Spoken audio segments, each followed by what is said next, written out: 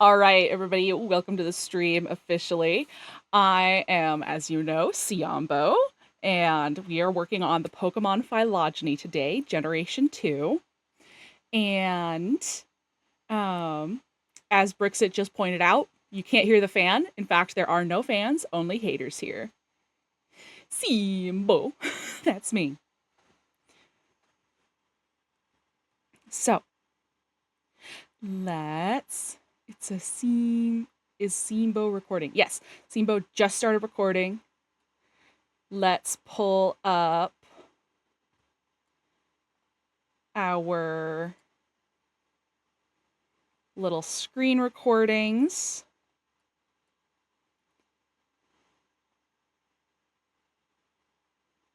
We all hate Pikachu? Do we? I thought we hated um I thought we hated a certain someone else. um Here we go. Okay, we got the Pokemon pulled up. Vileplume. We hate both. Okay.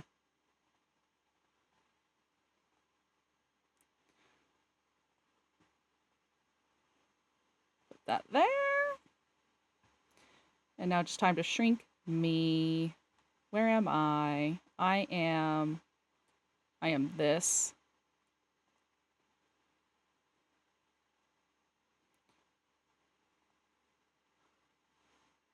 Oop.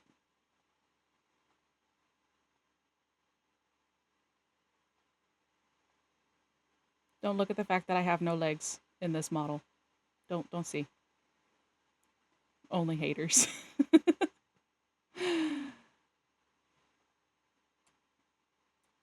There will be legs eventually, but since you guys only ever see me, I'm planning on actually redoing my model soon.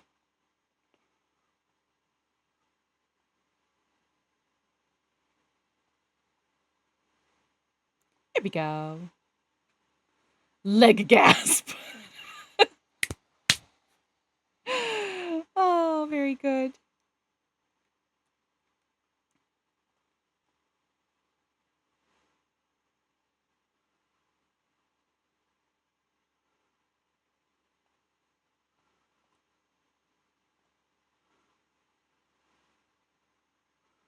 Hold on, let's get this bread all nice and set up. One of the two lines that are just sheep.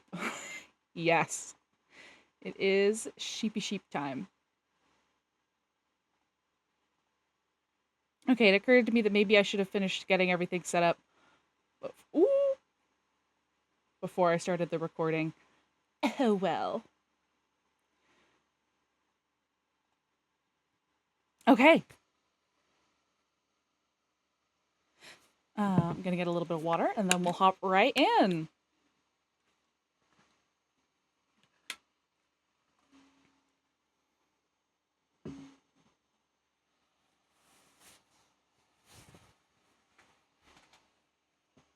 Okay. First things first. I love that the sheep is electrical because of like static electricity. I just think that's adorable. I think that was a really good little idea. Really nice.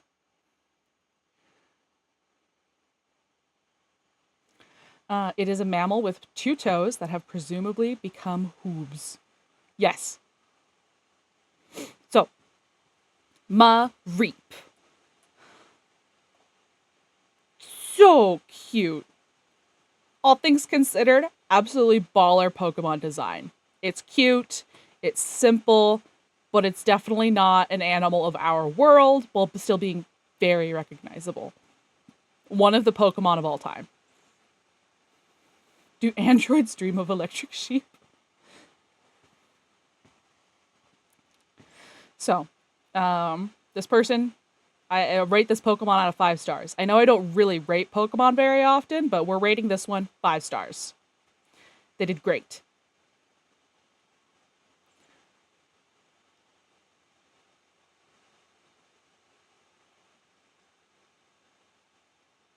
Did you not know that's what it's based on? I'm not sure I understand.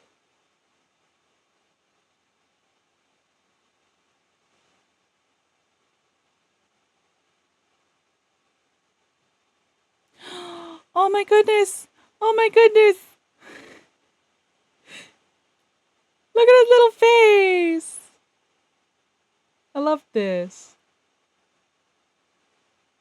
Oh, do androids dream of electric sheep? Oh, I never heard of the book. Yeah, bulb.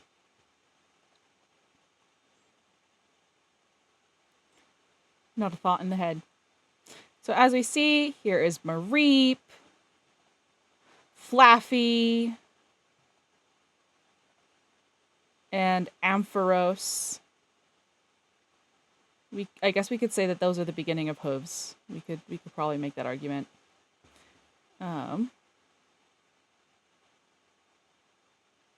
Mareep is the only reason I know that book exists. Extra bulb. Yes. Which people are like, what happened to it? Well, it's a sheep that's been sheared. That's the evolution line. That's like the concept idea behind it. And then they decided to just have it change colors because why not? Of the line, Mareep is my favorite. Oh, hold on a second. What music are we thinking of today?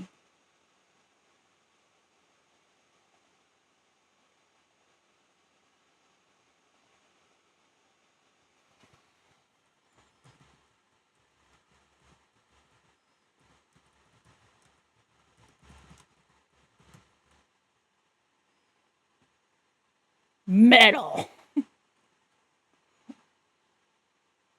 Mega Ampharos gets the hair back. It's starting to regrow.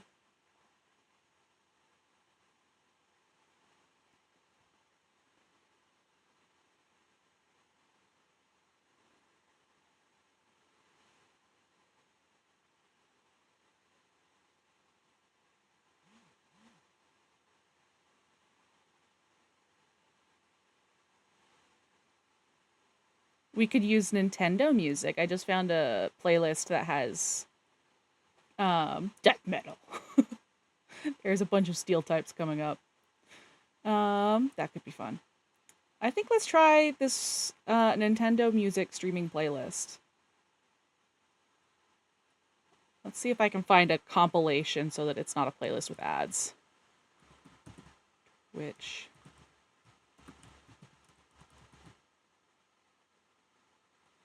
safe Nintendo music.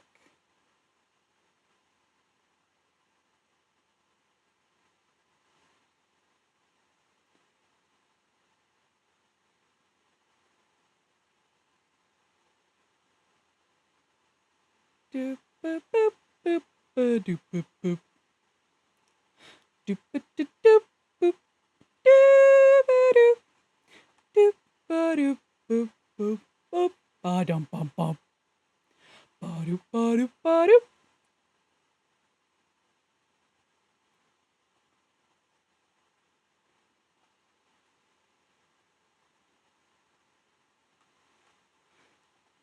Actually, let's look up.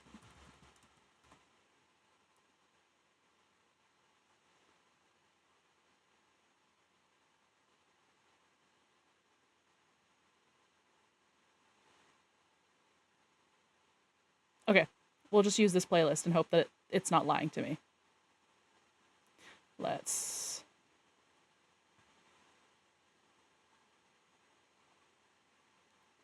add that.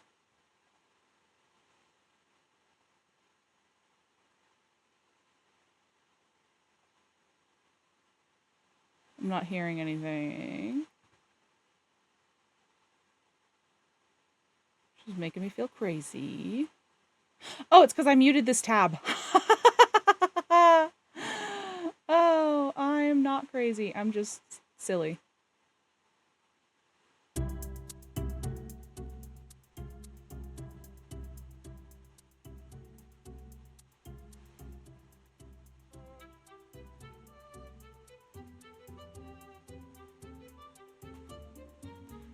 Okay, how's that? Don't hear?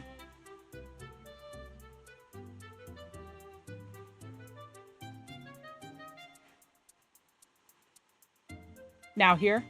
Hear now. It's clear? Muy bien.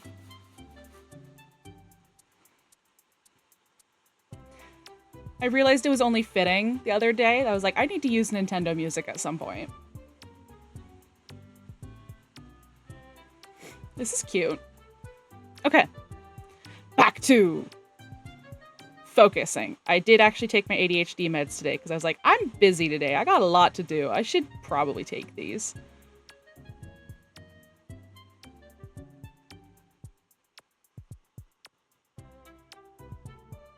Okay. So, as always, we're going to go ahead and read the descriptions, see if there's any information that is added in addition to what's in the pictures. And we use that to put it down on the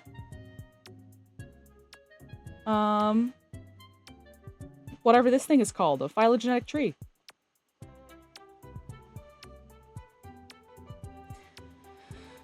If static electricity builds in its body, its fleece doubles in volume. Touching it will shock you. Its fleece grows continually. In the summer, the fleece is fully shed, but it grows back in a week. It stores lots of air in its soft fur, allowing it to stay cool in summer and warm in winter. That's actually a real thing.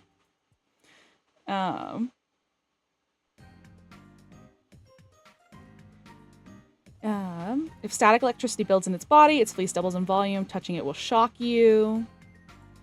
Grows back in a week.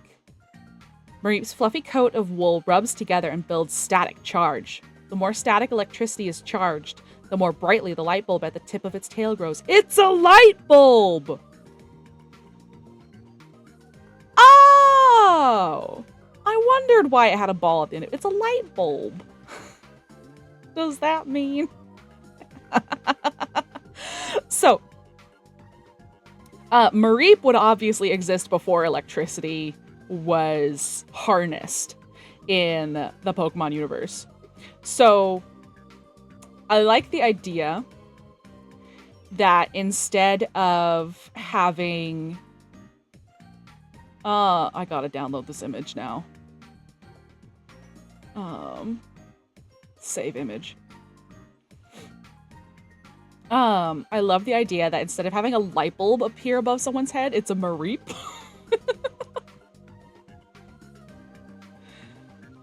Oh, I just think that's really cute. Snake.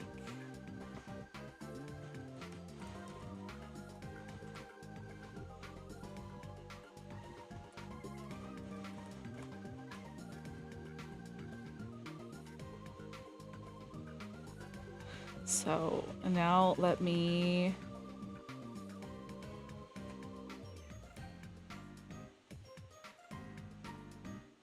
do.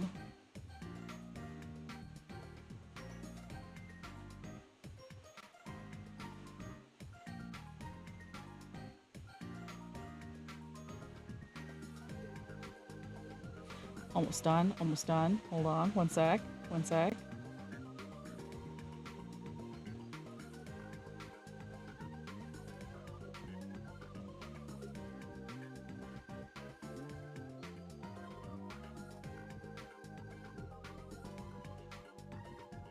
Siambo, I found some Nutter Butters in your house. Can I steal them?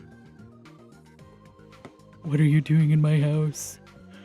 What are you doing in my house? I want waffle fries. I guess so.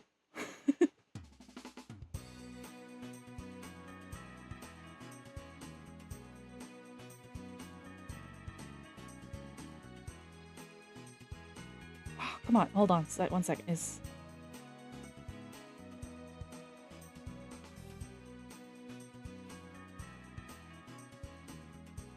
sorry, I have an idea and it's like really important to me.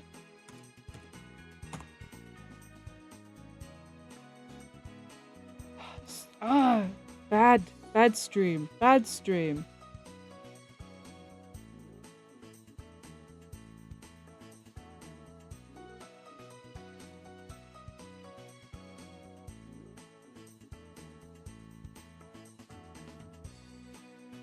Oh well, I tried. I'll work on it later. There may be in the more in the walls. Check there too. There's Brixits everywhere. Yeah, I just had the idea of adding Mareep to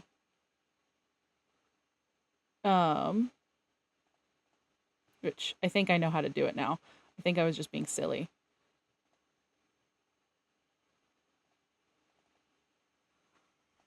Which I should actually. Oh, I did it. I did it.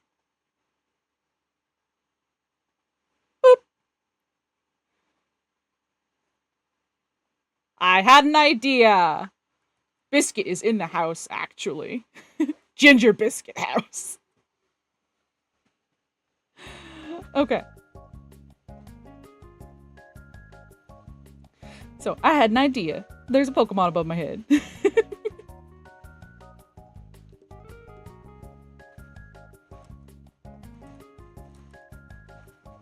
Okay.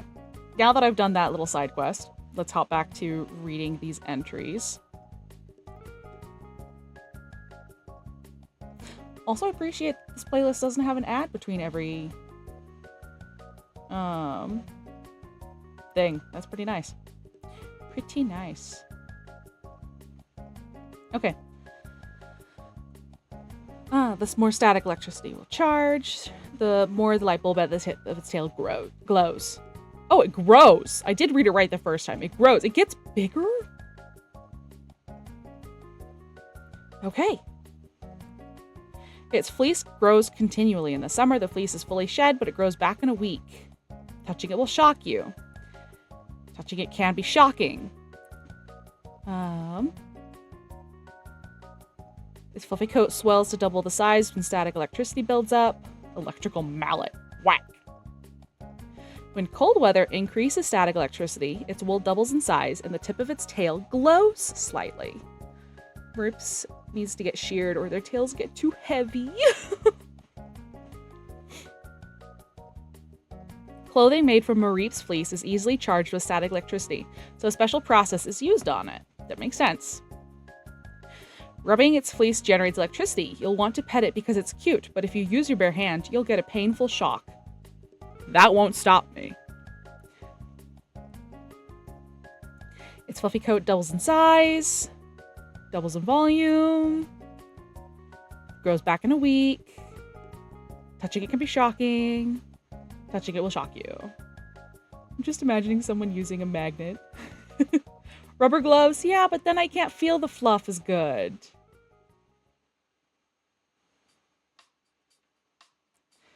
Okay.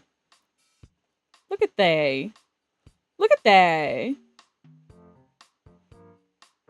He's just sleeping.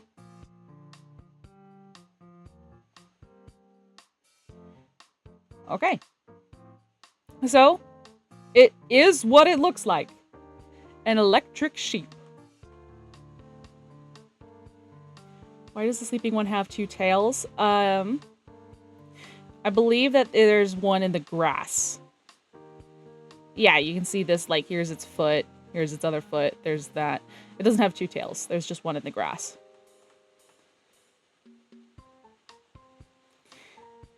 Flaffy! At this point, it does look like it has developed actual hooves. So, there's that for this little fella.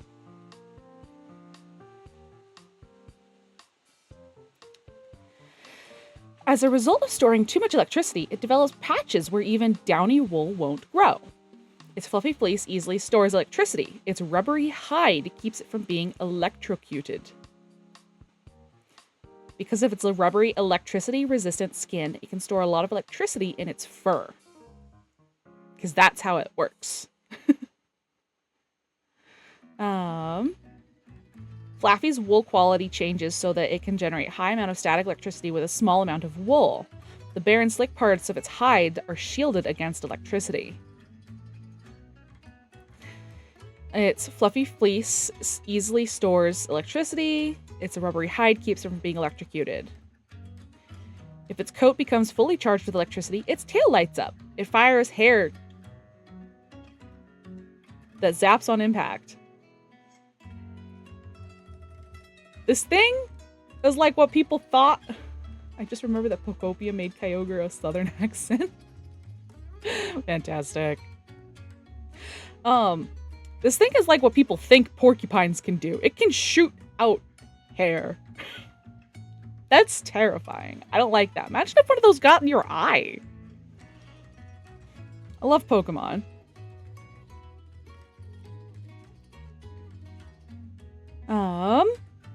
Hair railgun. Like a tarantula. Its fluffy fleece stores electricity. Its tail lights up. Flaffy's wool quality changes so that it can generate a high amount of static electricity with a small amount of wool. Even where fleece doesn't grow. Its tail lights up.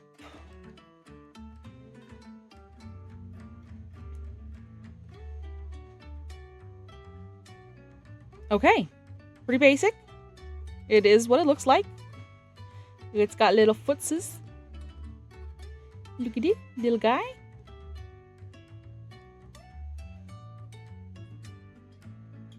Just a little guy. Despite shooting its hair, we are not going to be putting it with the tarantulas. Just saying that now. I know this is a spider to Brixit, because Brixit only sees spiders. But it is not, in fact, actually a spider. Ampharos. Bitch. This is actually a pretty good design, I think. How dare you? I'm sorry, Brix. I had to do it to you. I don't really like what they did with the ears in this. I know we haven't reached them yet, but do you plan on putting Megas as an extension of the base Pokemon or as a separate thing? I usually try to take them into account. I do usually try to take them into account. The thing I like about this design is the added light bulbs. I feel like that makes sense.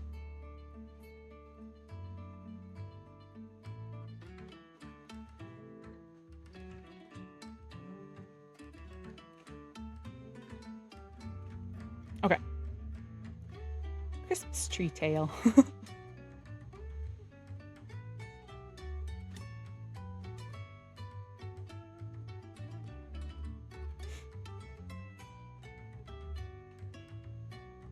Okay. Its tail tip shines brightly and can be seen from far away. Not as far away as Chinchou. It acts as a beacon for lost people.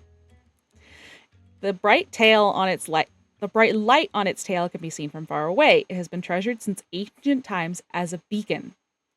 When it gets dark, the light from its bright, shiny tail can be seen from far away on the ocean's surface. Okay. Maybe as bright as Chinchou.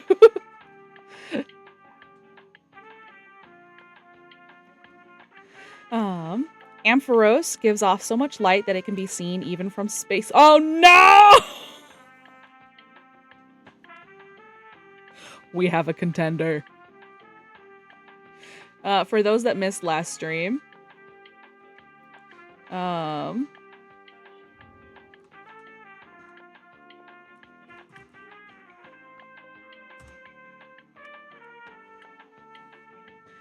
this abomination.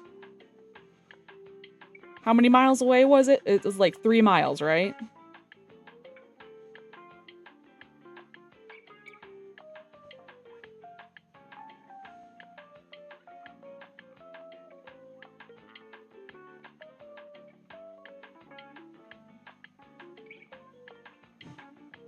Maybe it was the evolution that scares me. I'm not seeing the reference.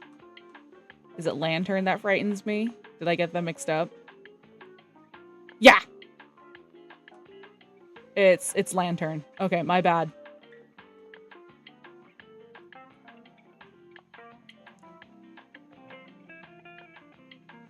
I'll have to fix that in the YouTube VOD.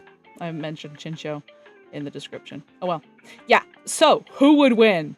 Lantern versus Ampharos. They're just the same guy, actually. Just this is the land version of this freak. Those are the eyes. Come on, zoom in. This is the eye of a killer. Neither would be able to even be able to find the other. They'd both be blinded. He frightens me. And now Ampharos frightens me as well. Because it makes you seen from space. Like, how far out in space? Like, that's sort of the funny thing. Whenever people are like, you can see it from space. And I'm like, evidently, depending on what you define as space, you can see, like, my car from space. So, does it mean, like, from the moon? I don't know. The same thing has always confused me because of Google Maps.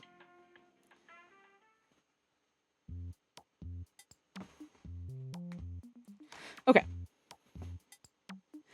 Ampharos gives off so much light it can be seen even from space. People in the old days used the light of this Pokemon to send signals back and forth with others far away. We need precise data, Pokemon creators. We do! Give it to me!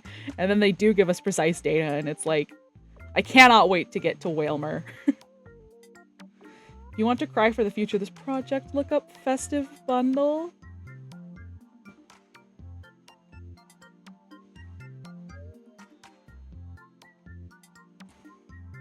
Festive Bundle Pokemon?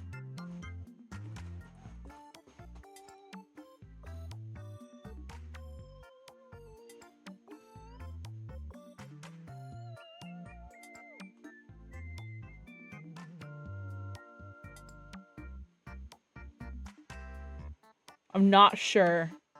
I believe you. But I feel like I looked up the wrong thing.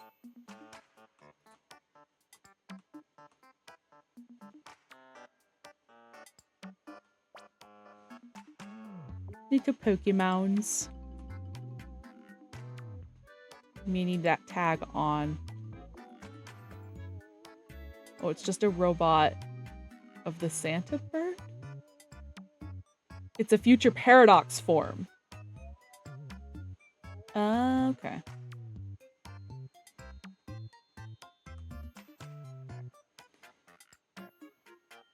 I'm frightened. Okay. People sent signals using the tail's light. The tail's tip shines brightly and can be seen from far away. It acts as a beacon for lost people. The bright light on its tail can be seen far away. It's been treasured since ancient times as a beacon. In olden days, people sent signals using the tail's light. The tip of its tail shines so brightly that it can be used to send sea navigation beacons to distant foreign shores. The tail's tip shines brightly and can be seen from far away. It acts as a beacon for lost people.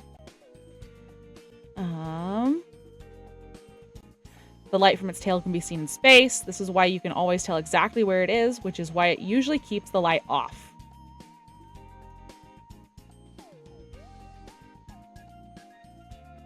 Oh. Yeah, at least he's better than Lantern, because as far as we can tell with Lantern, it's like always on. It's probably not, but Ampharos is considerate.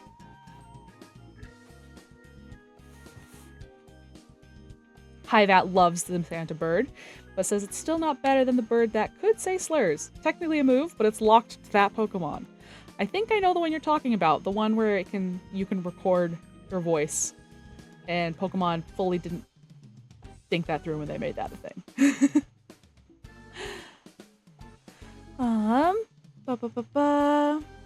Its tail shines bright and strong and has been prized since long ago as a beacon for sailors. Excess energy. See, here we get Mega. We get some information on Mega Ampharos. Excess energy from the mega evolution stimulates its genes, and the wool that it had lost grows in again. Massive amounts of energy intensify stimulated Ampharos' cells, apparently awakening its long-sleeping dragon's blood.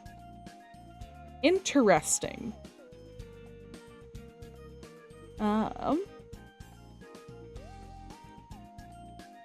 And when it gets dark, the light on its bright, shiny tail can be seen from far away on the ocean's surface. Dragon sheep. Drageep.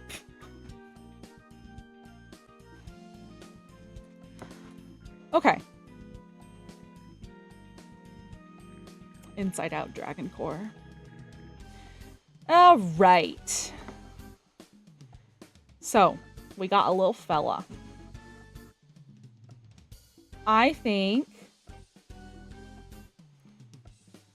just looking at it,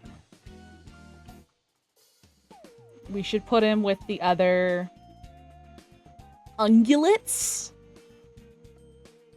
Because it's a sheep. It kind of does have little hooves. We see, at least it looks like little hooves. My baby's food is swinging. What shenanigans have they committed?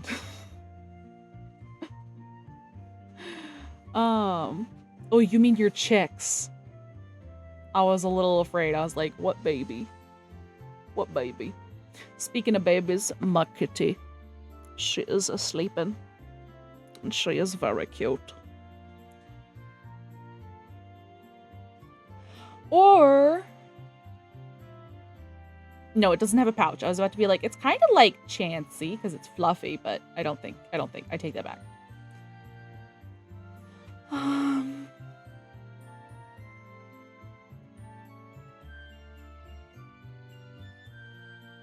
We're thinking ungulate. I think that we should keep the Nidorans.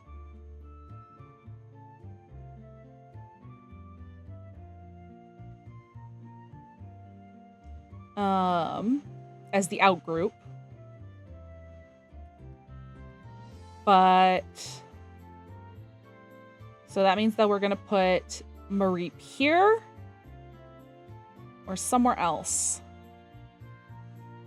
Make it the closest relative of Tauros. That is actually what I was thinking while looking at it. Because I don't want to put it closely related to Rhyhorn, because that's like heavily armored. And so I would basically, I knew I didn't want to put it here. They're both fluffy. Oh, you're right. They do have a decent amount of fluff. And have the two hooves.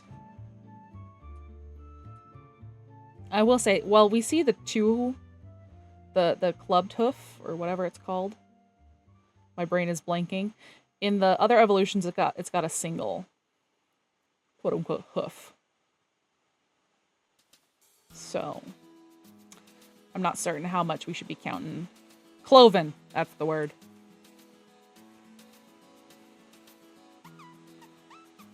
Okay,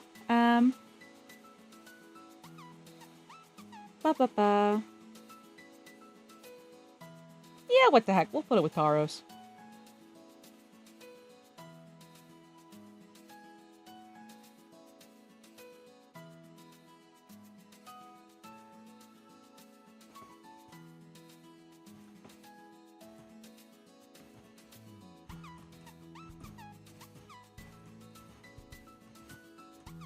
There we go.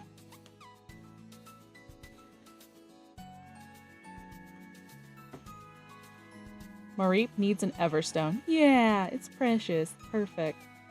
Okay. Blossom! Who I believe is already on the tree, but we're gonna go ahead and just read the description. Because how do we know it's on the tree?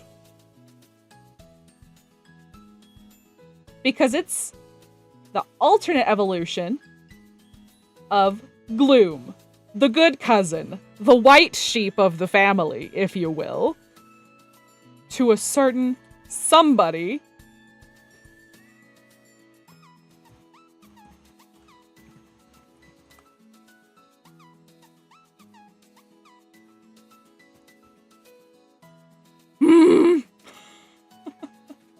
Theater kid of the family.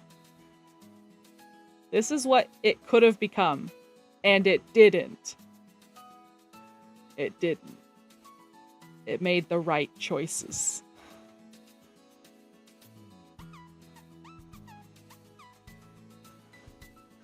I did totally think that it had a higher number than this, though. I'm a little surprised it's the lower number.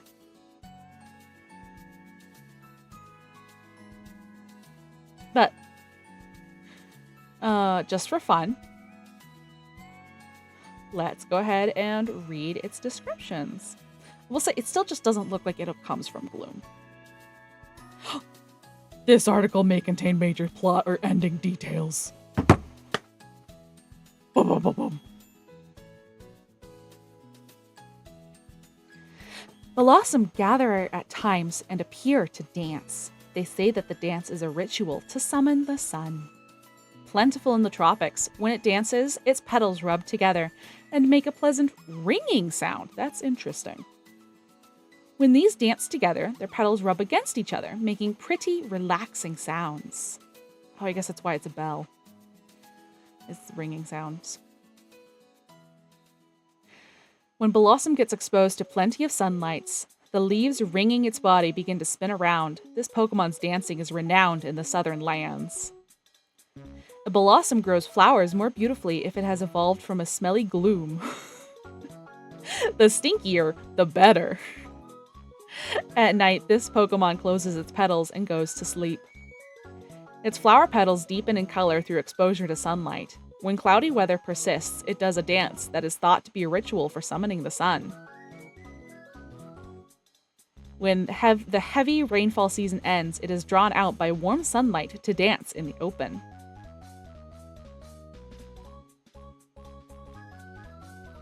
Summon the sun. Drawn out by warm sunlight. Stinky.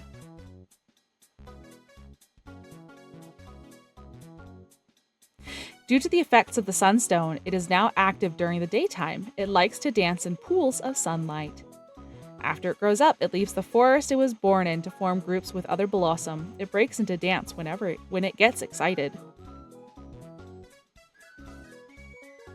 I would call it stridulation, but the stridulation sounds exactly like you think it would. Okay. Theater kid troop. Yep. I do like the addition that the stinkier the gloom, the prettier, the nicer the Blossom. I personally think it would have made more sense for Blossom to be just a single evolution. Just to be its own thing. But I like it. It's a cool Pokemon.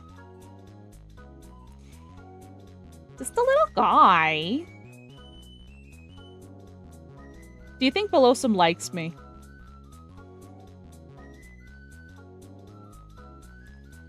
Vileplume doesn't. Brixit's babies are very fluffy. Good for you, Brixit. Okay, I'm so excited to figure out what the heck this is. I think it's a mouse. So let's scroll back down to mice. Our Rodentia. Which for some reason are right here. Here we are. Didn't know where to put them, so they're like related to Carnivora, I guess? The bouncing one. Okay.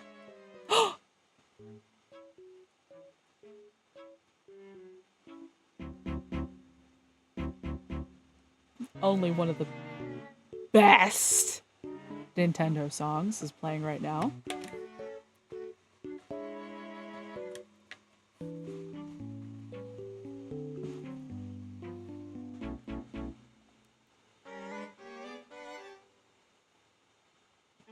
Let's save our tree real quick.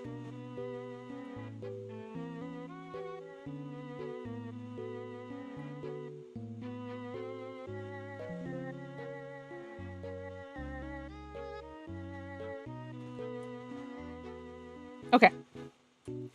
Mareep! Cute little guy.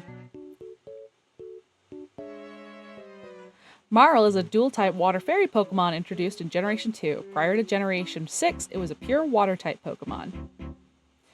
It is the Aqua Mouse Pokemon. Thick fat or huge power are its abilities. I'd like to say those are also my abilities, but only one of them applies. Me for real.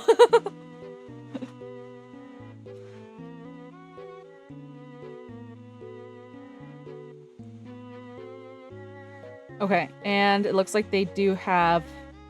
I don't think I've ever seen this guy.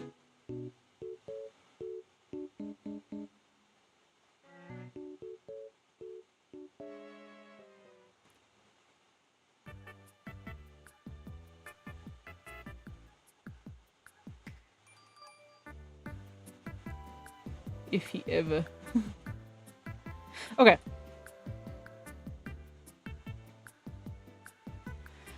The tip of its tail, which contains oil that is lighter than water, lets it swim without drowning. The end of its tail serves as a buoy that keeps it from drowning, even in a vicious current. The fur on its body naturally repels water. It can stay dry even when it plays in the water. If the baby ever stops bouncing, he dies. Tragic. I love Pokemon. Marl's oil-filled tail acts much like a life preserver. If you see just its tail bobbing on the water surface, it's a sure indication that this Pokemon is diving beneath the water to feed on aquatic plants. When fishing for food at the edge of a fast-running stream, Mareep wraps its tail around a trunk of a tree. This Pokemon's tail is flexible and configured to stretch, so it has no bones. Its tail is covered with water-repellent fur. Because of the fur, it can swim through water at high speeds without being slowed down by the water's resistance. At the end of its tail acts as a buoy that keeps it from drowning, even in a vicious current. Using its tail as a float, it dives underwater. It likes eating plants that grow on the river bottoms. It keeps Mareep from drowning, even in a strong current. The oil end of its tail floats on water. It keeps Mareep from drowning even in a strong current. The oil-filled tail functions as a buoy, so it's fine even in rivers and strong currents. The fur on its body naturally repels water. It can stay dry even when it plays in the water. That's the thing like animals do. Like, they do have that type of fur or feathers. The tip of its tail is filled with oil that is lighter than water, so it acts as a float. Marl's oil-filled tail acts much like a life preserver. If you see just a tail bobbing on the water surface, it's a sure indication that this Pokemon is diving beneath the water to feed on aquatic plants. Wraps its tail around the trunk of a tree. This Pokemon uses its round tail as a float. The ball of Mareep's tail is filled with nutrients that have been turned into oil. Even after Mareep swims in a cold sea, its water-repellent fur dries out almost as soon as Mareep leaves the water. This is why this Pokemon is never cold. Using its tail as a float, it dives underwater. It likes eating plants that grow in riverbeds. Tail acts as a float. Repels water. Okay. Whew.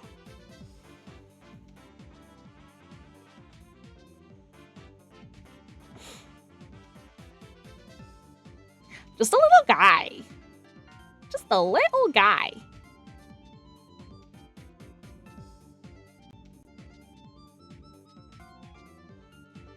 So, my first thoughts on this first evolution.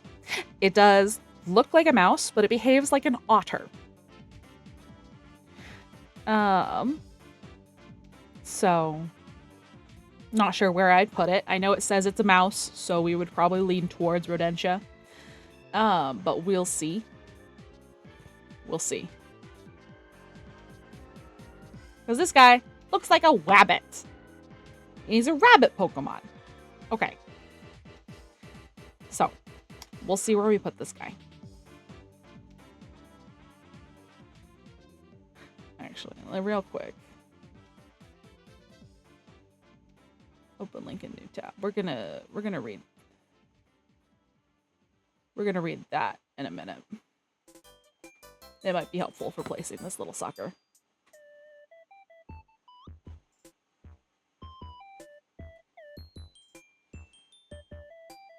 Still thick, fat, or huge power. What is this?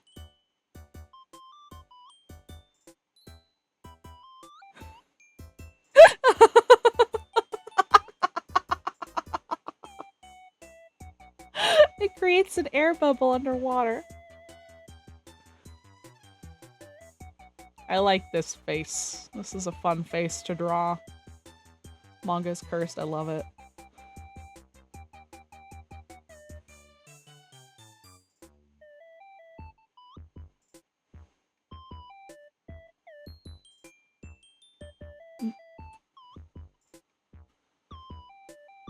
There we go. Okay.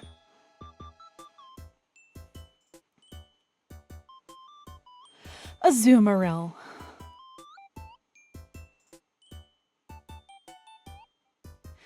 By keeping still and listening intently, it can tell what is in even wild, fast-moving rivers.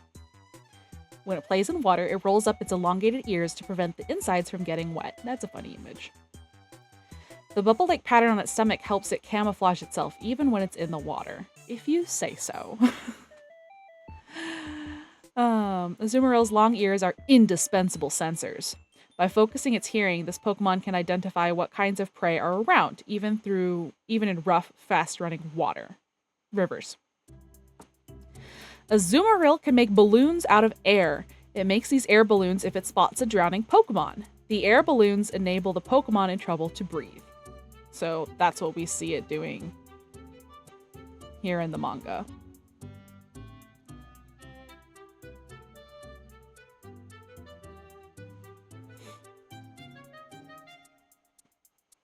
It lives in water virtually all day long. Its body color and pattern act as camouflage that makes it tough for enemies to spot in water. It lives in rivers and lakes. In water, its coloring and patterns trick the vision of foes. Its long ears are superb sensors. It can distinguish the movement of living things on riverbeds. It can spend all day in water since it can inhale and store a large volume of air. When it plays in water, it rolls up its elongated ears to prevent their insides from getting wet. Its long ears are superb sensors. It can distinguish the movements of living things on the riverbeds. The bubble-like pattern on its stomach helps it camouflage itself when it's in the water. It spends most of its time in the water. On sunny days, Azumarill floats on the surface of the water and sunbathes, like a sunfish. These Pokemon create air-filled bubbles. When Azumarill plays in rivers, Azumarill will cover them in these bubbles. Oh, an Azurill, not Azumarill. Oh, that's cute. Takes care of the bebes.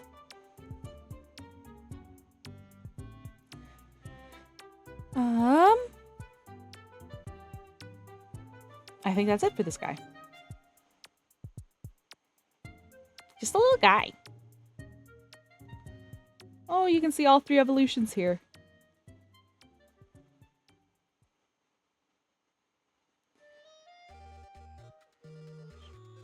Sorry you got kidnapped after Blossom. What did I miss?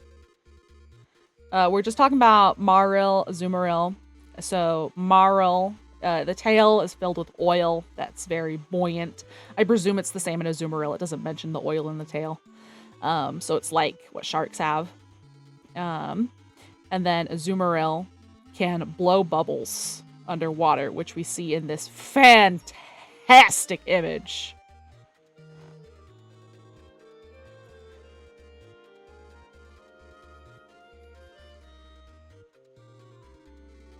And then we're going to read Azurill's real quick, just to see if there's anything we want to add to the evolution. Azurill spins its tail as if it were a lasso, then hurls it far. The momentum of the tail throw sends its body flying too. Using this unique action, one of these Pokemon managed to hurl itself a record 33 feet. How big is this little sucker? 8 inches.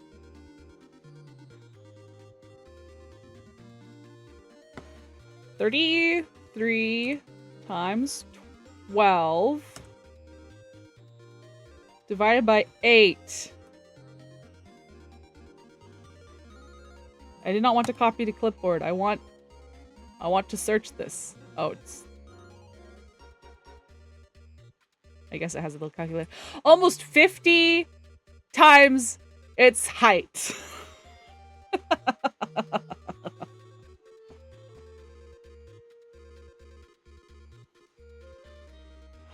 I love these shapes that they give the Pokemon. Like, I think that's my shape too.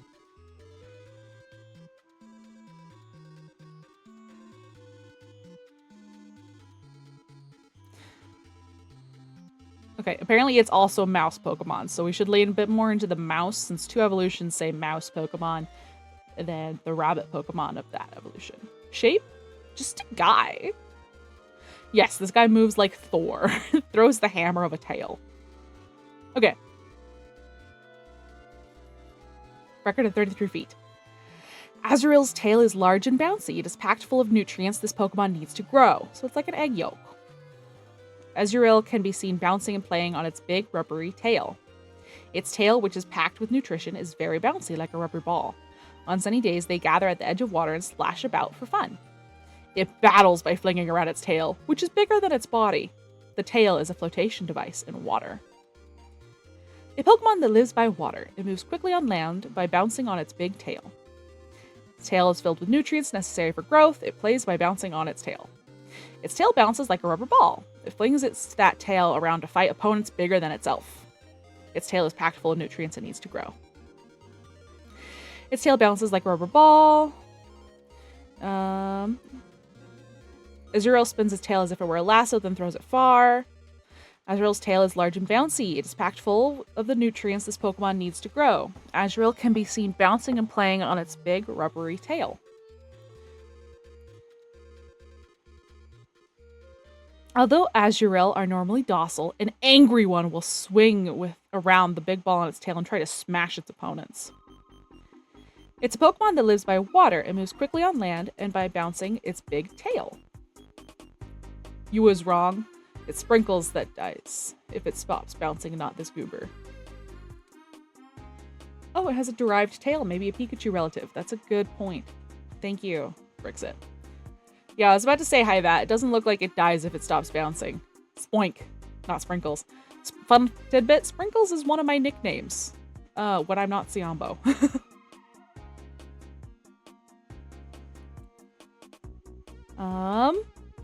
Its tail is packed full of nutrients. So this guy has like an egg yolk, basically. Why did they pick a sad picture? He's so happy in these other pictures. Why did they pick a sad one?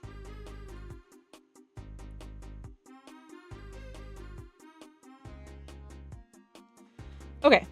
I actually really like putting it related to Pikachu. I think that's great.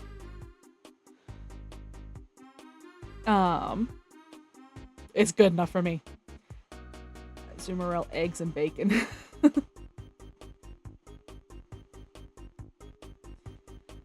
So let's go ahead and plop it right here. Add OTU.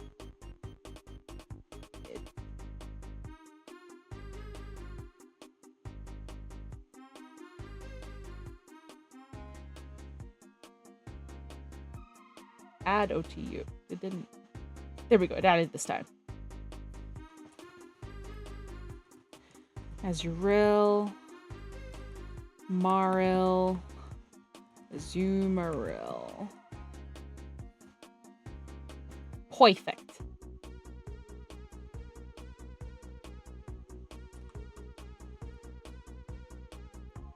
I caught a shiny Sudowoodo in Pokemon Go. I was so happy because apparently they had an increased drop rate. And so I was playing desperately through the event because I wanted to get Sudowoodo. And I finally got him at like near the end of the event. Very happy, very pleased. A little disappointed at what he looked like. Because he went from a piece of wood to a green bean. Ah, yes, the rock tree. You're right. I didn't even realize that his type was rock. I just assumed it was plant that I didn't even look at it. Oh my gosh, look at this shape. Siambo, yes. You love its name so much. What about it? What have you realized?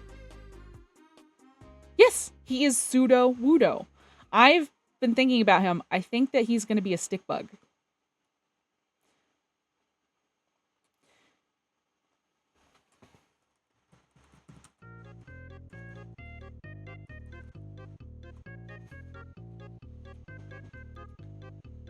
Oh my gosh. This person lucked out big time.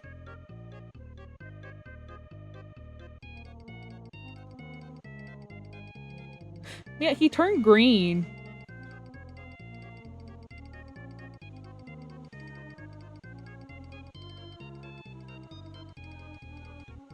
I just think he's funny that he turns green. You're so green. I'm so happy. It's meant to be a fake tree. Love it. So yeah, I think those are his antennae. I think he's a stick bug. Its hidden ability is rattled. Mine too, buddy. But he evolves from Bonsly.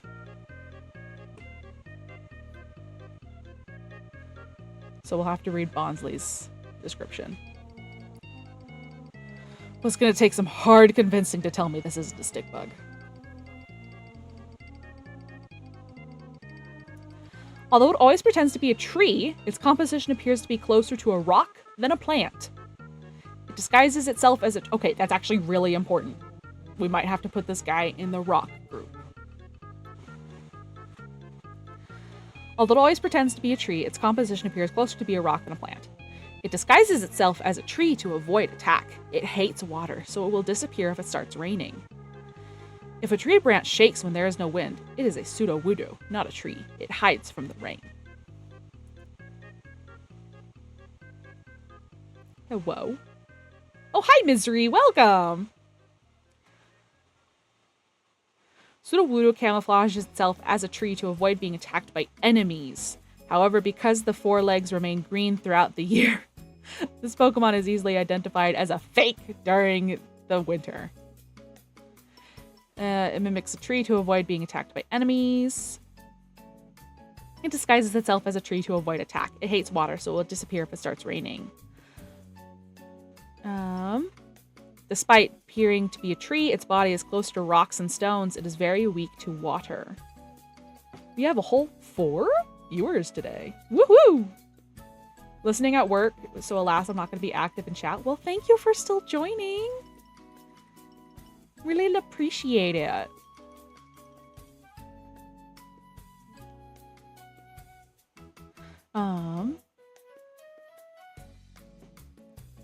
Where was I? It's very weak to water. It stands along paths pretending to be a tree. If it starts raining, it seems to disappear. To avoid being attacked, it does nothing but mimic it being a tree. It hates water and flees from rain. Disguises itself as a tree. It mimics a tree. It mimics a tree. More like a rock than to vegetation. Pseudo-wudo pretends to be a tree. However, because its hands remain green throughout the year, this Pokemon is easily identified as a fake in the winter. Apparently, the larger the green parts of this Pokemon, the more collectors value it. It's a particular favorite among elderly people. It's so popular with the elderly that there's a magazine devoted to this Pokemon. Fans obsess over the particular length and angle of its arms. The result of holding the same pose all the time, its arms have become supple, yet strong.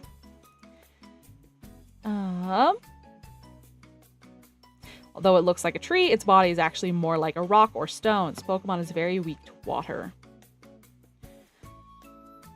Though it pretends to be a tree, it fails to fool even children. To the touch, its body feels more like rock than tree bark. Sudowoodo's extreme aversion to water merits special note.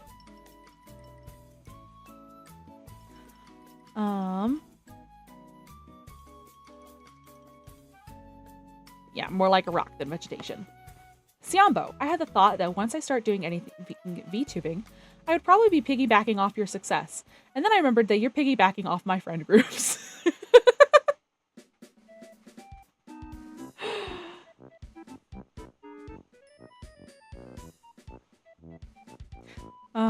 Yes, thank you for sharing me with your friends.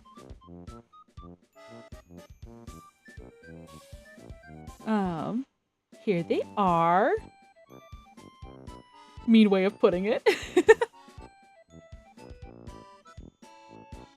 Which reminds me, I am in the process of creating a Discord server. It's not really gonna be... it's not gonna be much. It's mostly going to be a way of me notifying people if there's a change of plan, since I try to stream at 10 o'clock on Saturdays, my time. Every other Saturday, that's when I try to stream. But sometimes things happen and life moves and I have to reschedule and stuff. So it'll mostly be for that, and also a place for me to share my art for people that don't have Instagram. Because I draw Siambo a lot. I draw myself. Because I'm self-centered. Yeah. So, that's in the works. I meant to have it ready to share, but I didn't quite get there today. Well, I might be able to finish it today. I'll just have Briggs to share with everybody. Okay. On to Bonsley. Also rock type. Look at his little face! This has gotten you to start working on the autism docs and RPG. Brixus says, daffodil, pointing.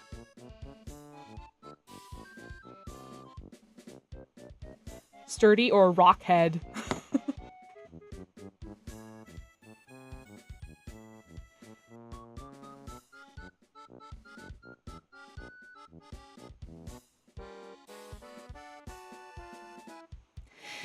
It looks as if it is always crying. It is actually just adjusting its body's fluid levels by eliminating excess, because it doesn't like water.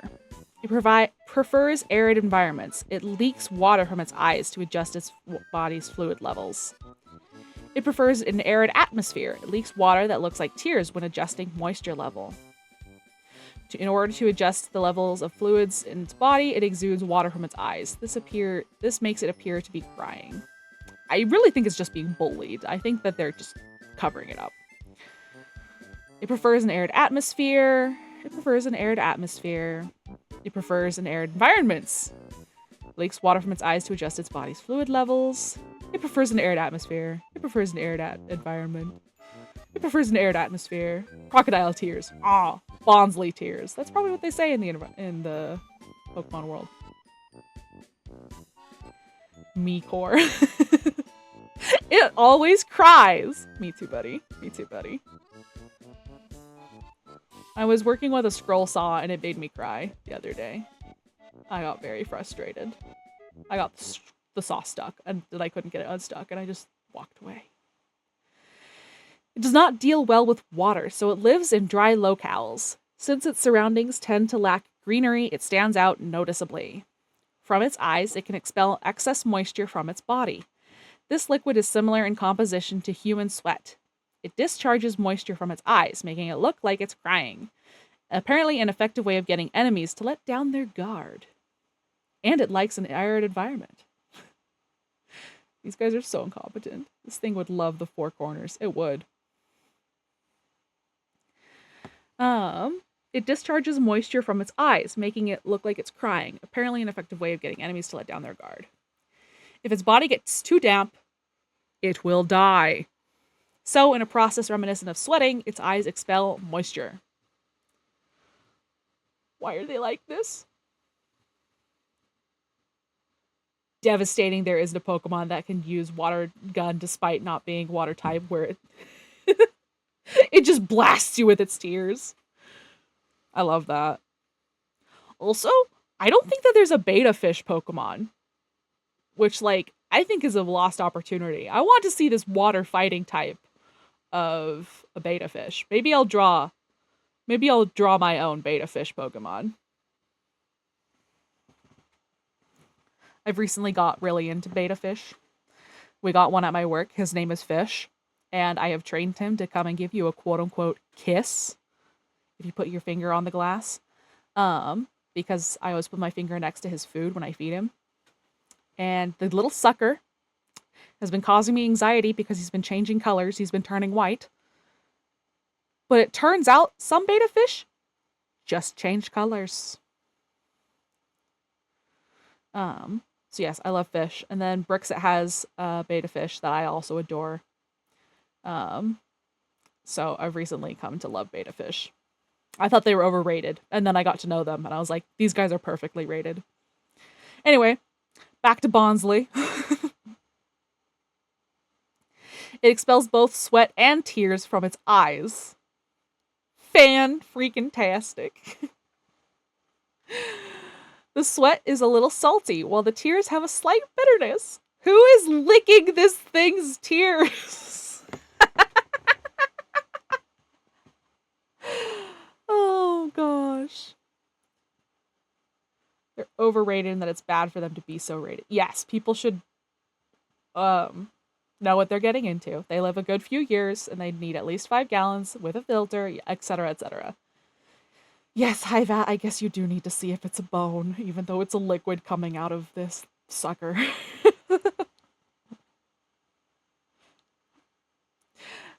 This Pokemon lives in dry, rocky areas. As if its green spheres dry out, their dull luster increases. It prefers arid environments. It leaks water from its eyes to adjust its body's fluid levels. Its tears elicit sympathy from those who see them. But do not be deceived. This expulsion of body water is merely a physiological mechanism for keeping itself in good health. Me too. And actually, this is one of my favorite fun facts. The composition of your tears changes depending on the reason that you cry. Me, whenever I read a thing where people are in a desert and dying of dehydration and one of them starts crying, because I'm just like, come on, guys, lick their face. Yeah, do that to Bonsly. But yeah, the composition of your tears changes on whatever reason you're crying. If you are crying out of distress, there will be chemicals from your brain. It's one of your ways that your brain will regulate itself is by crying. It's like, I got to get rid of all these sad chemicals. I'm overwhelmed. So I'm going to get them out through the eyeballs. So it's important to cry. If you are overwhelmed, you are sad. If you want to cry, let yourself cry because it's literally your body regulating the emotions. And that's one reason why you kind of feel, I guess, a little better by but after you cry. I mean, it's tiring, so one could say they don't actually feel better, which is fair. Creature that feeds on misery, the other kind. Yes, not misery sink well, that would be bad. That finds prey by smelling tears. Yes. Tears are just brain juice. Sometimes. But if there's like an irritant in your eye, it is going to be mostly water. Because it's just flushing it out. Genuinely, I never cried before I met my boyfriend, and now I feel so much better. Yeah, it's good for you. It helps release emotions. I cry a lot. Yeah, we'll get to Bonsly later and we'll read about it.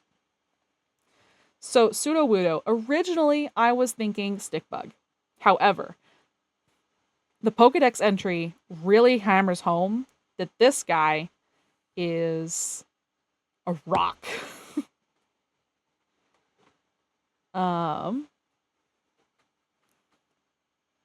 So I think we need to go down to the rock Pokemon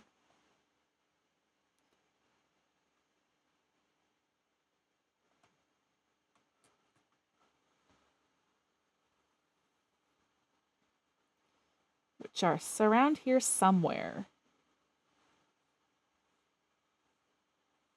Here they are.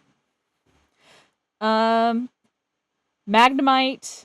So we have our metal Pokemon and our rock Pokemon. Because these guys they just sort of wound up here. Did you know that CSF tastes like tears? His limbs put it close to Geodude. That's possible, but I do kind of feel like the circular shape of his body does make me think of Onyx.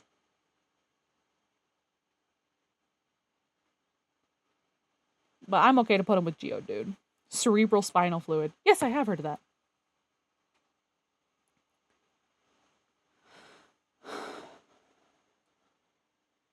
Does anybody else have a thought about where to put this sucker?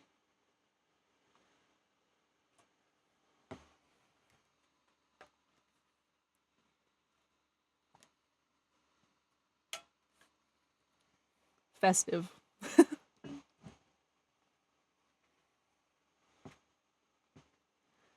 No thought. Head empty. All right. I guess we'll go ahead and listen to Brexit. Put it with Geodude.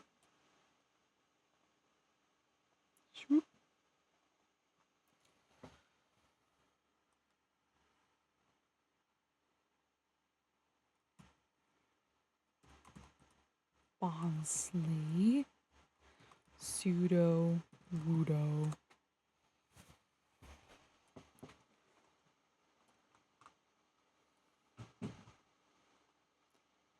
Okay, Politoed. We have already placed Politoed.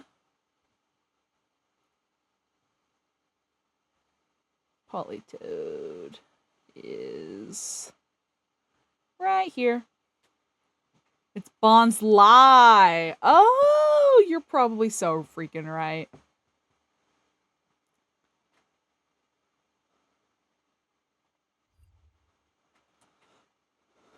Very good. I always thought that Golem was a weird addition to Geodude line. It just feels so out of place. Yes. So the thing with the Geodude line is that originally it had to do with you had to trade the Pokemon, and with Machop's line, and they traded traits when they got transferred.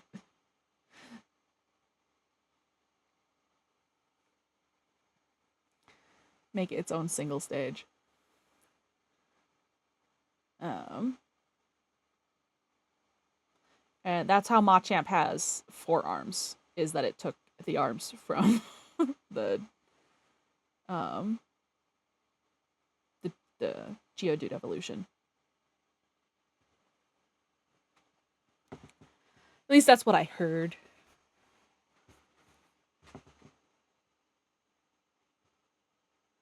Okay. Graveler, yep. So let's just go ahead and read this guy's description. I feel pretty good about where he is in the evolutionary line, so we'll just read the description.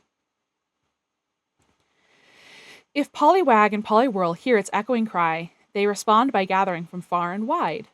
Whenever 3 or more of these get together, they sing in a loud voice that sounds like bellowing. Why is he not blue? I don't know, man. He should be blue.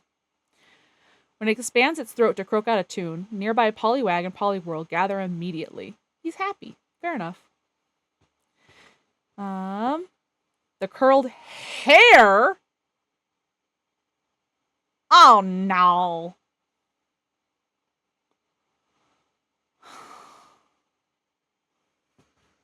Chat. Chat.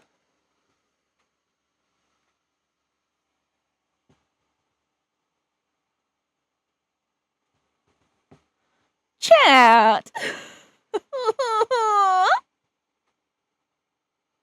Hairy frogs do exist, I think. Okay, do the research. Do the research. Okay, the curled hair on Politoad's head is proof of its status as a king. It is said that the longer and more curled the hair, the more respect this Pokemon earns from its peers. Whenever 3 or more of these get together, they sing. It gathers a group of others as their leader. Its cries make Poliwag obey. Poor Poliwag. It's getting bullied. Its cries make Poliwag obey. Its cries make Poliwag obey. They sing. Poliwag and Poliwhirl join. Charlie Brown looking Pokemon. Look it up, Siambo. Okay, I'll look up the hairy frogs in a moment. They gather on moonlit nights to form a large chorus. Their cries sound angry and not at all pleasant, but they are certainly distinctive. It's the leader of Poliwag and Poliwhirl. When Politoed roars, they all cower in fear. It's a little dictator. Although its cries sound like screams, a composer created a beautiful ballad that was influenced by the sounds. The longer and more luxurious the curled hair on its head, the greater number of Poliwag and Poliwhirl that will obey it. Oh gosh. Male hairy frogs have hair-like structures on their sides, hence the name. It is not real hair, but it might be similar structure to Politoed. I think we're going to do that because I really don't want to figure out what the heck this thing is if it's not a frog.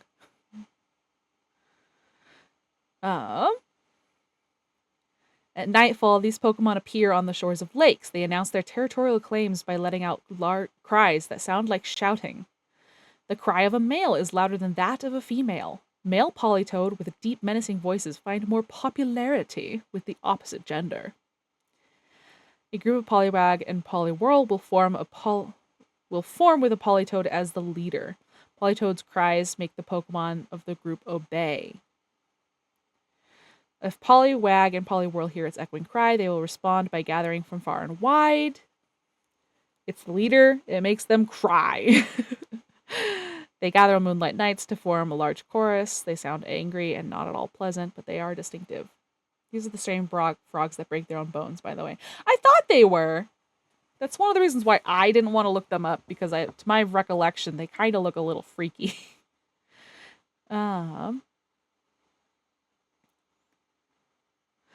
Okay. Yeah, we're going to leave this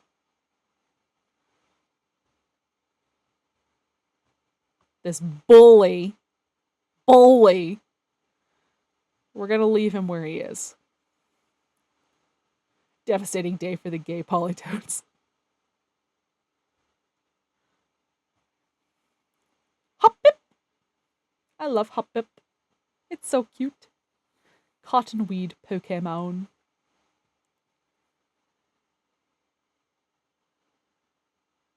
What? Are you calling him a little freak? Puntable? I love him. Stop bullying him. He's just a little guy.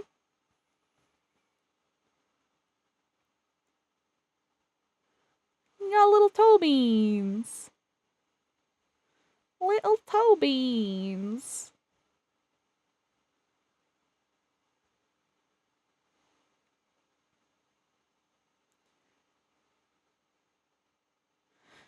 Remember, no fans, only haters. Yeah. Well, the music stopped. That's why I couldn't hear it. Well, I just resumed it.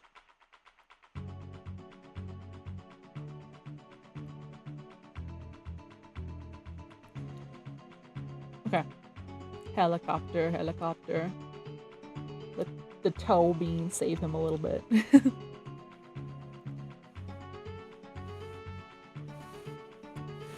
Okay. He's gonna be interesting to put into the tree. So, this is gonna be fun.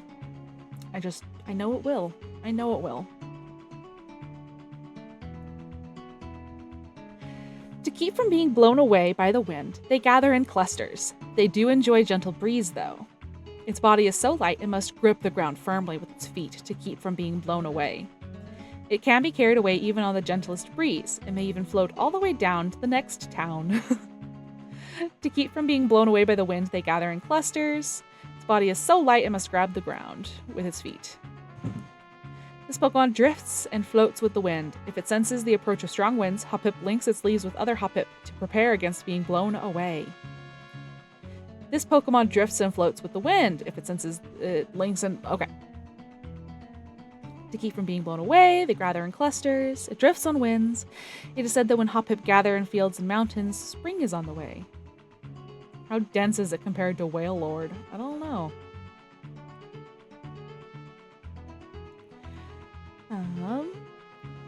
It drifts on winds. It is said that Hoppip gather in fields and mountains. Spring is on the way. Spring is on the way.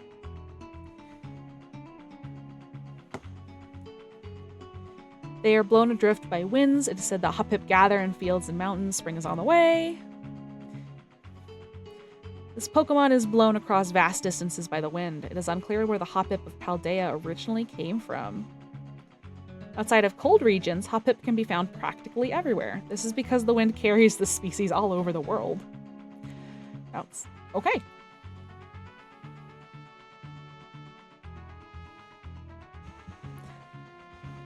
That's my boy. No, my boy. Yes, exactly that meme.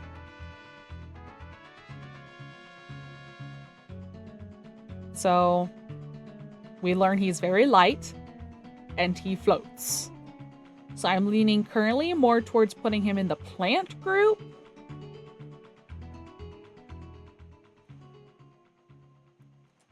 Than in the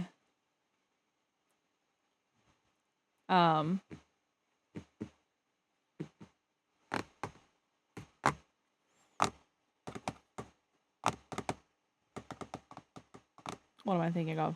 The mammal group. I do think the body looks pretty mammalian, but it's so light that I don't know how many organs it has. Brixis suggests putting it with coughing. Maybe. Maybe. I could maybe be persuaded to that. Hidden ability, Infiltrator. Skiploom. Oh my goodness. Popoko is its Japanese name. I love that. That's adorable. Haneko. Popoko.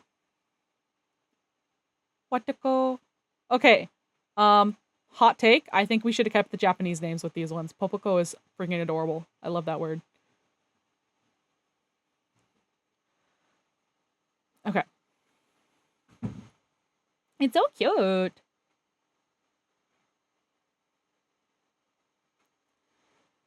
The bloom on top of its head opens and closes as the temperature fluctuates up and down. It spreads its petals to absorb sunlight. It also floats in the air to get closer to the sun. As soon as it rains, it closes its flower and hides in the shade of a tree to avoid getting wet. The bloom on top of its head opens and closes as the temperature fluctuates up and down. It spreads its petals to absorb sunlight. It also floats in the air to get it closer to the sun. Skiploom's flower blossoms when the temperature rises above 64 degrees Fahrenheit. How much the flower opens depends on the temperature. For that reason, this Pokemon is sometimes used as a thermometer. It blossoms when the temperature rises above 64 degrees. Because this flower's changing blooms changes with the temperature, it's sometimes used as a thermometer.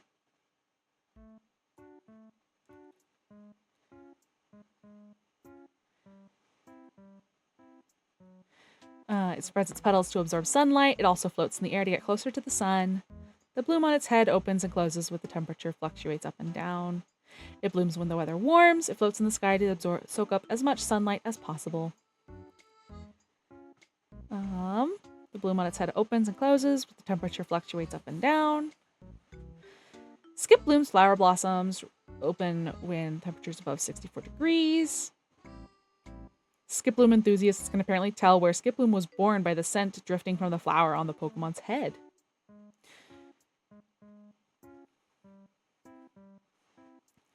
When the weather grows cold, Skiploom's flower closes and its Pokemon cannot photosynthesize, so it flies away to warmer regions. Okay, so it does photosynthesis. Skip bloom enthusiasts. Wait, does this have... Yeah. I thought you were saying it was a typo. Migratory bird. Interesting.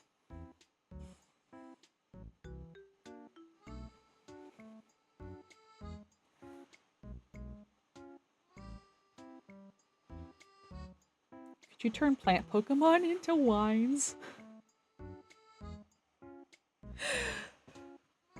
No! Don't!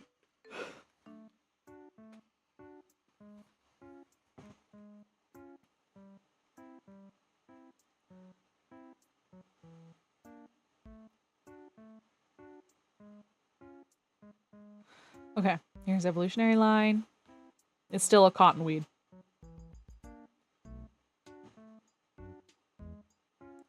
As long as they have sugar content, you could make mead. What about Shuckle?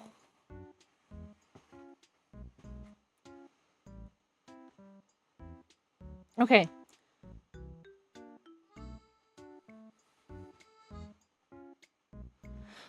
Once it catches the wind, it deftly controls its cotton puff spores to float, even around the world. Drifts on seasonal winds and spreads its cotton-like spores all over the world to make more offspring. Even in the fiercest wind, it can control its fluff to make its way to any place in the world it wants. Once it catches the wind, it deftly controls its cotton puff spores to float, even around the world. Spores, spores, spores. Jumpluff rides warm southern winds to cross the sea and to fly into foreign lands. This Pokemon descends to the ground when it encounters cold air while it is floating. Jumpluff. It drifts on seasonal winds and spreads its cotton-like spores all over the world to make more offspring. Blown by seasonal winds, it circles the globe, scattering cotton spores as it goes. Once it catches the wind... Blown by seasonal winds, it circles the globe, scattering cotton spores as it goes. Jumpluff rides to foreign lands. Blown by seasonal winds, it circles the globe, scattering cotton spores as it goes.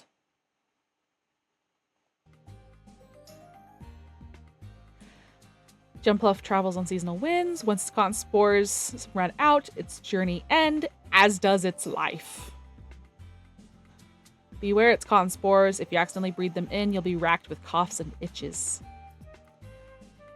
Okay, so this little sucker dies when it's done spreading its seed.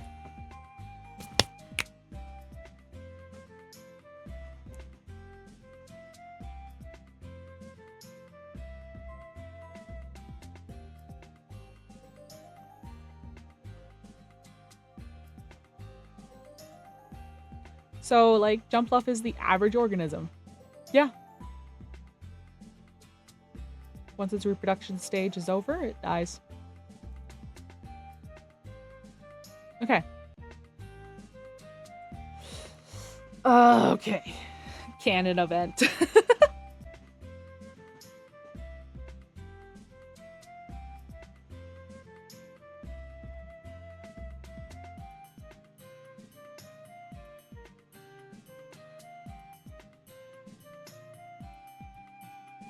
I think it fits the coughing side more than the Vileplume side. Yeah, it is pretty spherical.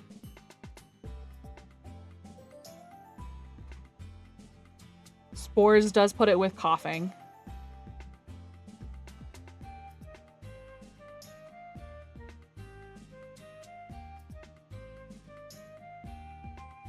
No, I think let's go ahead and put it with coughing and wheezing. Well, maybe not. It has legs. And feet.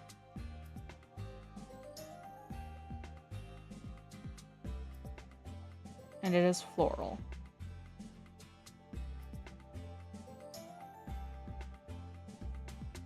Hum hum hum hum hum hum hum hum.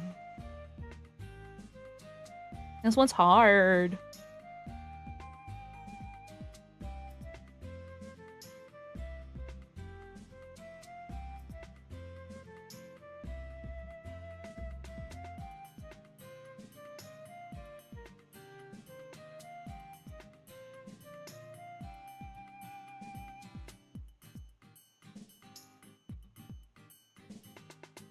Maybe put it as the next closest relative to Bellsprout and Vileplume. Yeah. Okay. I think that sounds reasonable.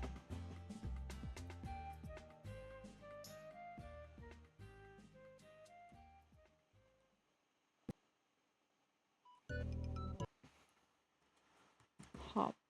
Come on. Bip. Skip Loom.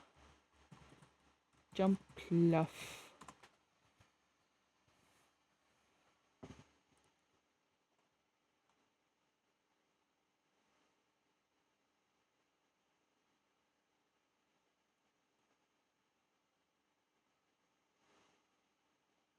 Hold on 1 second.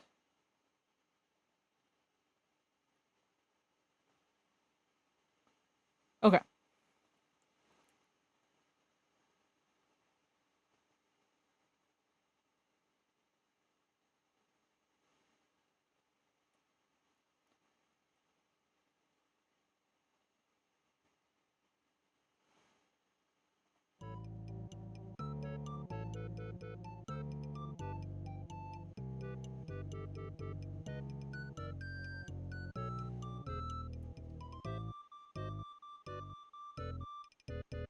Okay.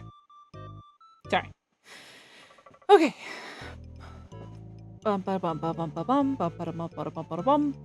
Apom. He makes me uncomfortable. I'm just gonna say that now.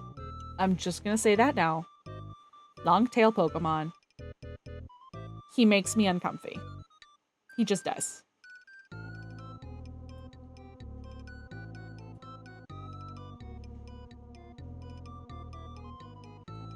I found this really cool pair of games recently called Metazoo, Metazua, and Metaflora, where you basically 20 questions through the respective kingdoms to get a specific species. And it's eye-opening to see how impossible it is to distinguish where plants go in their tree. Yes.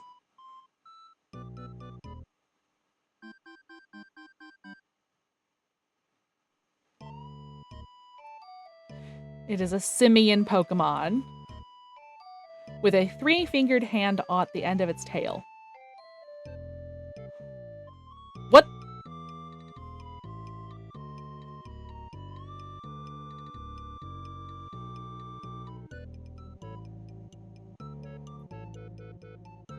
I am supremely uncomfortable.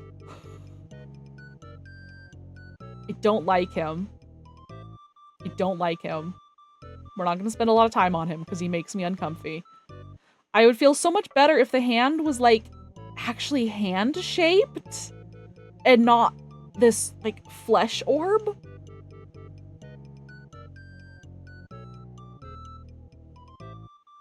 Like, Azurill, Maro, and Azumarill get away with it. Like, they're cute enough to pull it off. This sucker ain't.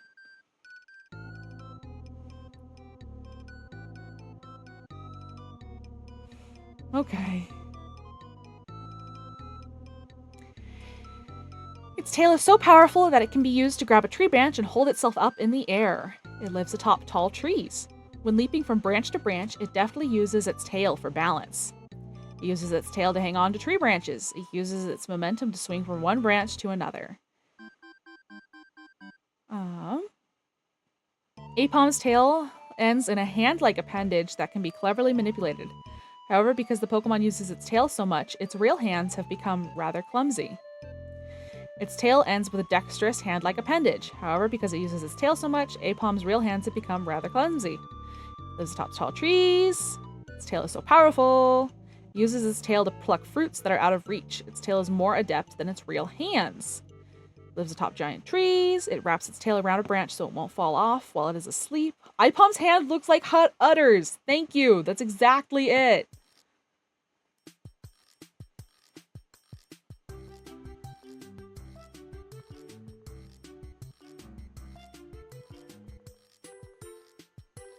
It lives atop tall trees. When leaping from branch to branch, it definitely uses its tail for balance. It lives high among the tree tops. It can use its tail as freely and as cleverly as its hands. Well, evidently not, because it's clumsy hands. Its tail is so powerful. It can hold itself up in the air. Tall trees.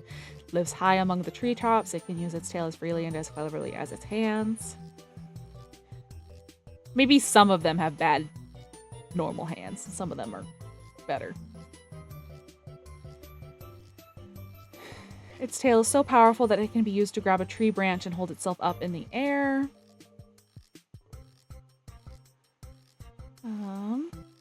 As it did more and more with its tail, its hands became clumsy and makes its nest high in the treetops.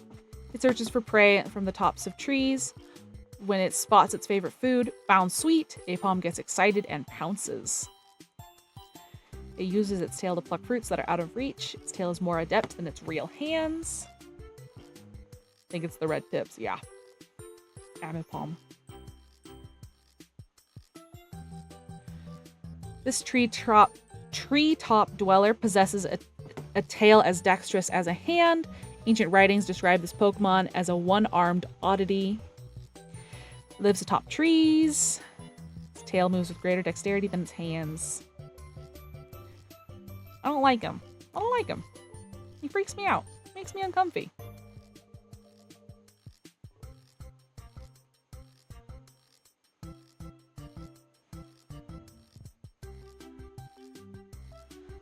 Him.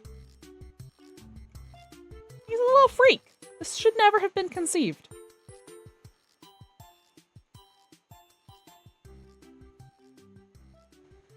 To eat, it deftly shucks nuts with its two tails. It rarely uses its arms now. They work in large colonies to make rings by linking their tails, apparently in friendship. Split into two, the tails are so adept at handling and doing things, Ambipom rarely uses its hands. They live on large trees. They are said to communicate by connecting their tails to those of others. It is very difficult to dodge the consecutive strikes of its two tails. Split into two, the tails are so adept at handling and doing things, Ambipom rarely uses its hands. They work in large colonies.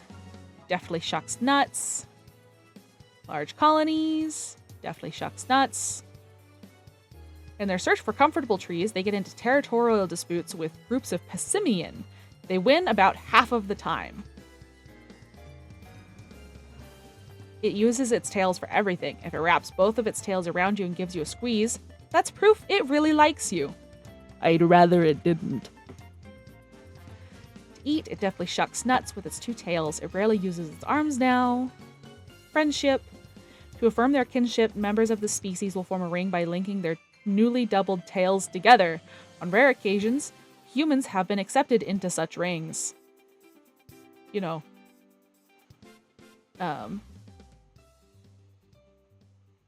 with our two tails.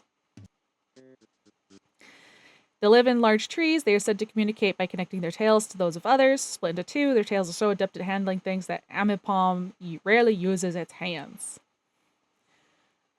She got her own bangs. Bad idea, Diva. Yeah. Oh, I don't like him. I don't like him. Makes me uncomfy.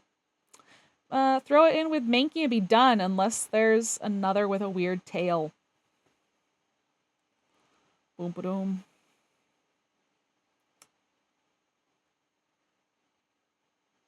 Da da da da da. Da da da da da. I'm trying to decide if it's going to be outgroup or if it is going to be closer related to Mankey. I don't think I want to be in that ring. I don't want to be in that ring.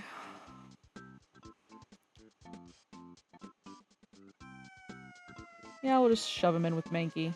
The sooner I don't have to look at him, the better.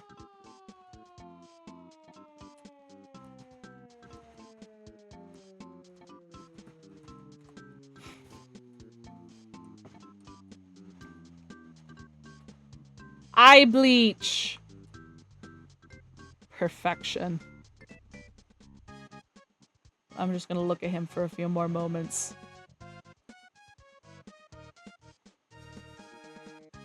Okay, I feel better.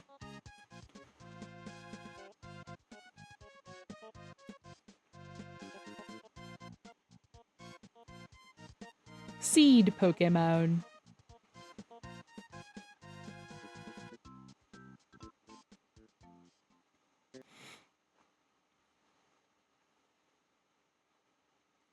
Okay.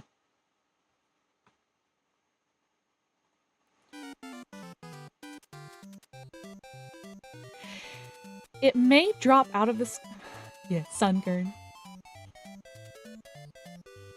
It may drop out of the sky suddenly. If attracted by a Spearow, it will violently shake its leaves. It lives by drinking only dewdrops from under the leaves of plants. It is said that it eats nothing else. It is very weak. Its only mean of defense is to shake its leaves desperately at its attacker. Sunkern tries to move as little as it possibly can. It does this because it tries to conserve all the nutrients it has stored in its body for its evolution. It will not eat a thing, subsiding only on morning dew. Sunkern's design is so peak. I'm sad they didn't do more with Sunflower. Yeah, Sunkern is great. It is definitely a good Pokemon.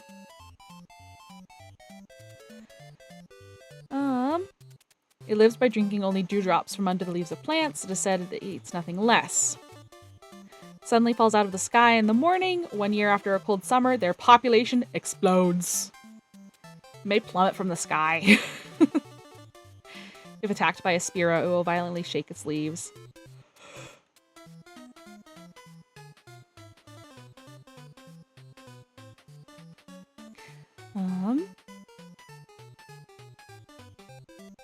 I think that's it. Oats. It suddenly falls out of the sky in the morning. Knowing it's weak, it simply feeds until it evolves. Undude, evidently. Just a little guy. It's really funny doing these Pokemon things because, like, every once in a while there's one where it's like, they cooked! And then you look at the next evolution or something and you're like, wah?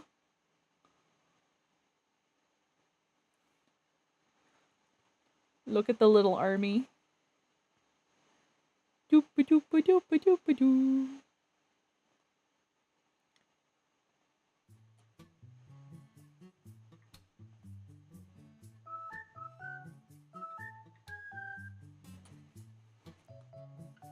All right. Oh my gosh. Look at his shape. That's his shape.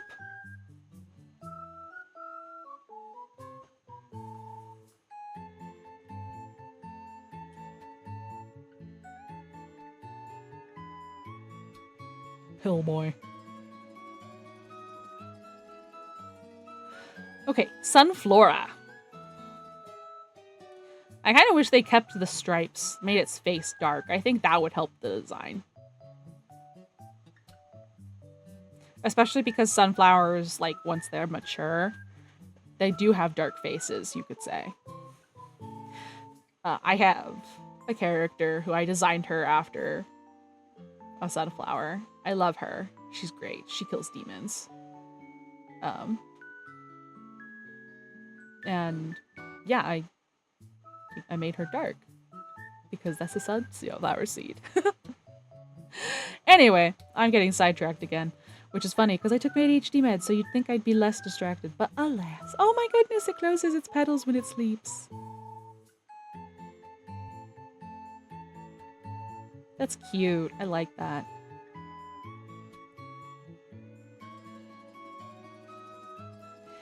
It converts sunlight into energy. In the darkness after sunset, it closes its petals and becomes still. In the daytime, it rushes about in a hectic manner, but it comes to a complete stop when the sun sets. As the hot season approaches, the petals on this Pokemon's face become more vivid and lively. It converts sunlight into energy. In the darkness after sunset, it closes its petals and becomes still. Sunflora converts solar energy into nutrition. It moves around actively in the daytime when it is warm. It stops moving as soon as the sun goes down for the night. Sunflora converts solar energy into nutrition. They are highly active in the warm daytime, but suddenly stop moving as soon as the sun sets. In the daytime, it rushes about.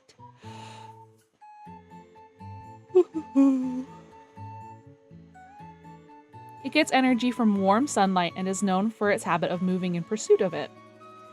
It converts sunlight into energy. It gets energy from warm sunlight and is known for its habit of moving in pursuit of it. As the hot season approaches, the petals on this Pokemon's face become more vivid and lively. It gets energy from warm sunlight. Hectic manner. Since it converts sunlight into energy, it is always looking in the direction of the sun. There they are.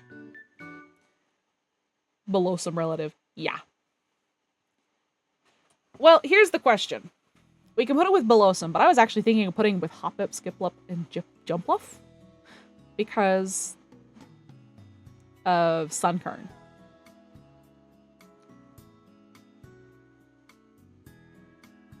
Sunkern can fly.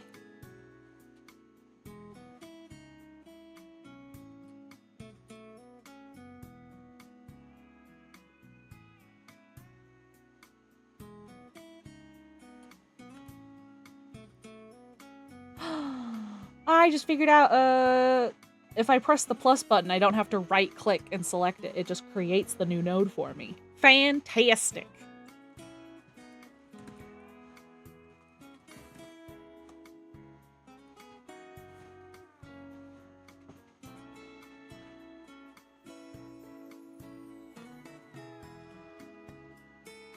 Yanma. I don't know yet. I think I put one there and I just didn't bother to delete it because I figured someone would end up with there.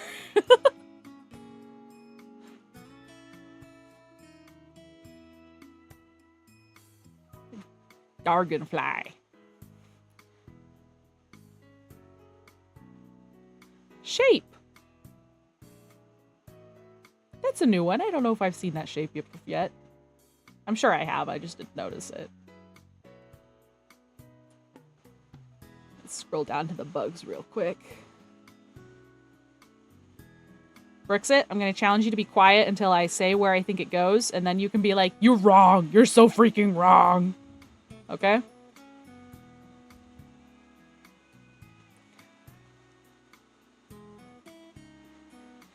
If it flaps its wings really fast, it can generate shockwaves that will shatter windows in the area. Its large eyes can scan 360 degrees. It looks in all directions to seek out insects as its prey. It can see in all directions without moving its big eyes, helping it spot attackers and food right away. I like that it says really fast. Yanma is capable of seeing 360 degrees without having to move its eyes. It is a great flyer that is adept at making sudden stops and turning midair. This Pokemon uses its flying ability to quickly chase down targeted prey.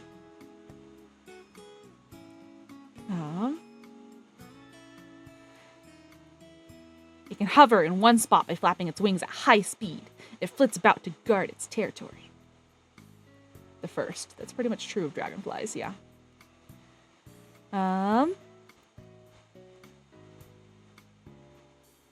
flapping its wings at high speed, it can fly freely through the air. Even sudden stops are no problem. Yanma is capable of seeing at 360 degrees. It is a great flyer adept at making sudden stops and turning midair. This Pokemon uses its flying ability to quickly chase down targeted prey. The first few gens feel like they're actually children writing, and I love it. Yeah. Its frail wings are so thin that one can see clear through them. However, during flights, the wings exhibit the power to churn air with enough force to launch a house skyward.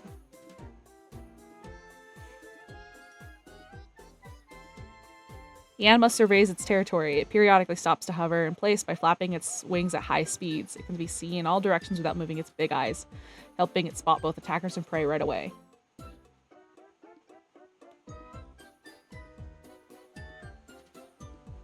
Did I miss 3 miles in here, or are you referencing Lantern again?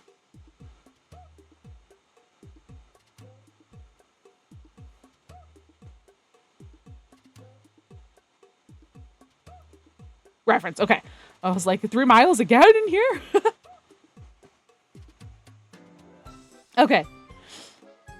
Oh, Chaotic Chemistry, thank you for the follow. Okay. So that's Yanma, and then we have Yanmega. Welcome to the stream!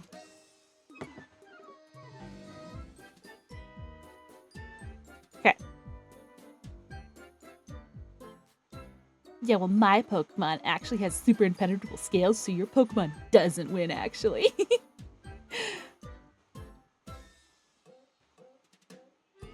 Okay.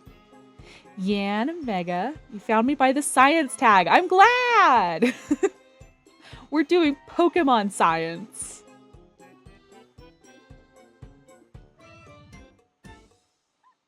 Okay. Just a quick thing, as I'm sure you've picked up since you're following. We are doing a phylogenetic tree, so a family tree for Pokemon, and it's...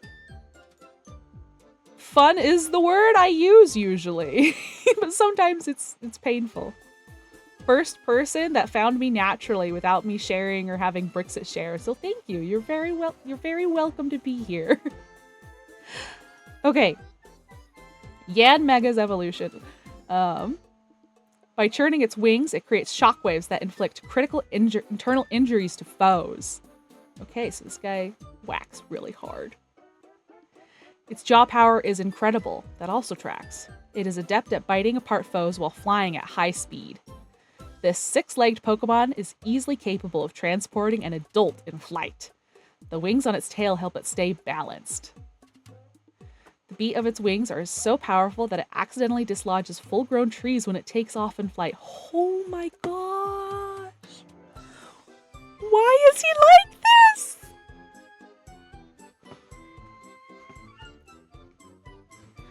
Its jaw power is incredible. It is adept at biting apart foes while flying at high speed. It prefers to battle by biting apart foes' heads instantly while flying at high speed. 3-mile incidents. Again, begging your pardon.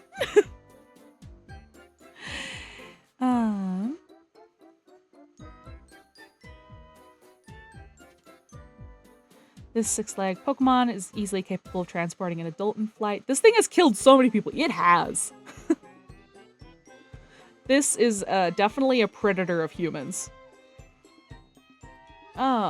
Extremely violent. When hunting, it wastes none of its energy, aiming for prey's most vulnerable areas. Anyone who manages to tame this Pokemon must be of incredible bravery. Yan Mega's wing beats are so powerful that this Pokemon blows down huge trees when it vigorously launches itself into flight. Okay. I love Pokemon. What the heck is this thing?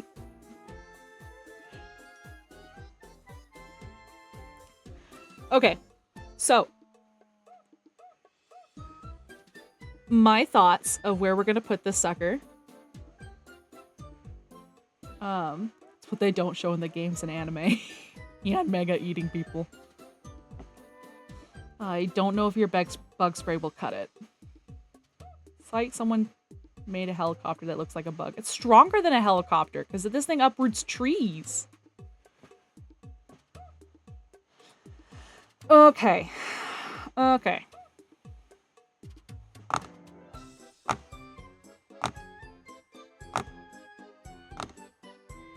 The manga is pretty wild. I wouldn't be surprised either. Okay. What's funny is that they call it Yan Mega, and that's before the Mega Evolutions were a thing. So is this considered like the first Mega Evolution? They need to make a Mega Yan Mega.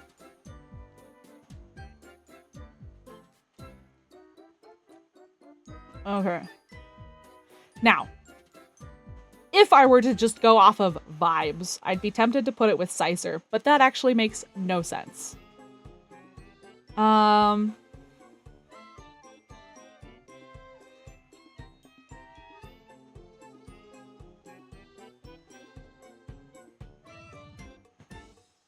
Okay, Brixit, I have a question for you. I know I said that I didn't want you to give me too much input. Brixit knows a ton about bugs for anyone that doesn't know.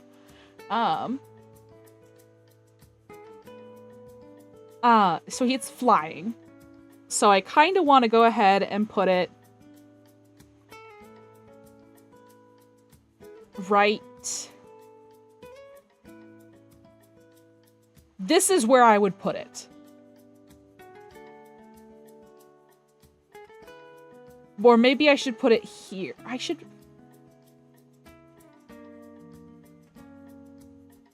Okay, so my random question for you is what did Lepidoptera, moths and butterflies, what did they evolve from? Because I know flowers only evolved recently. Do they predate flowers evolutionarily? I don't think they do, since so many of them have nectar as such a huge food source. So when did Lepidoptera evolve? That's my question for you. Not so much about where I'm going to put this, but if you could tell me that answer, that would be great.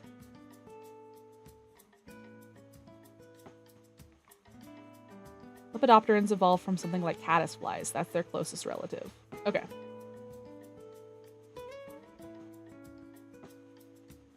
Okay.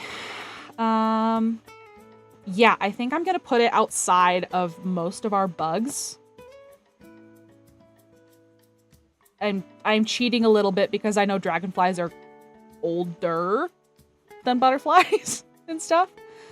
So I think that's where I want to put them. I think I want to put them right here. But Brixit, what do you have to say?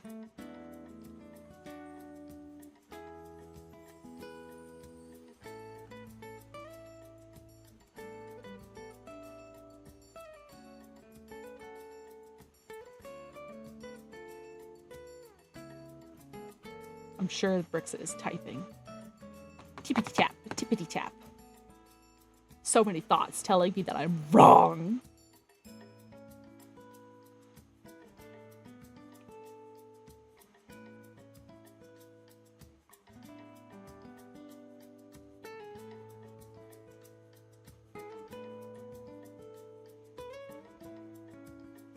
This is nice. I like Yoshi's Woolly World music that's playing right now.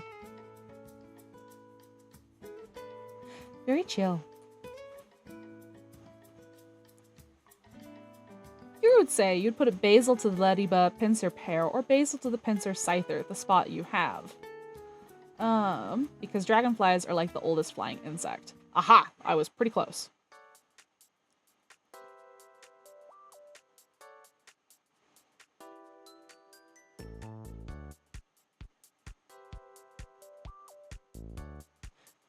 Fun music.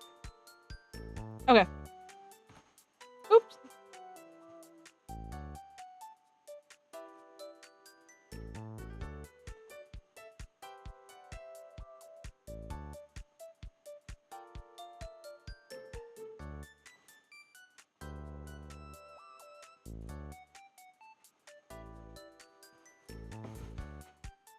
Also, folding wings are really neat evolutionary adaptations dragonflies don't have, but the beetle and beedrill have. That's true. Yanma. Yanmega. I need to do more fan drawings of Pokemon, considering that, like, that's my main thing I do on this channel.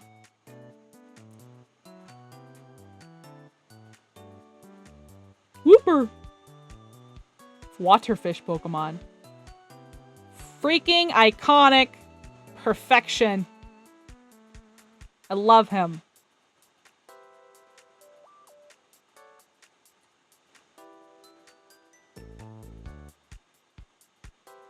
His tummy makes me think of Wi-Fi.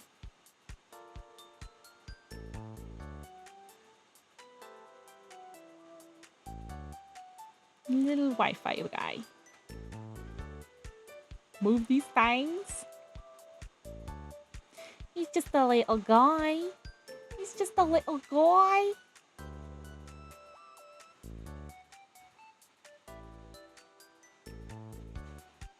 Okay.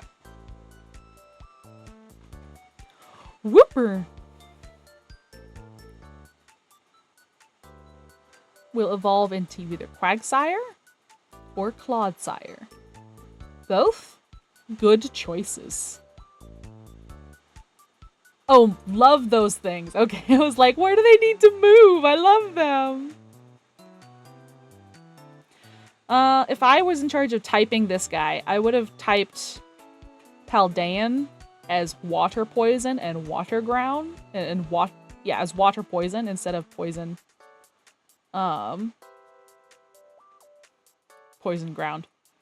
Just water just makes more sense. But I guess maybe he's muddy.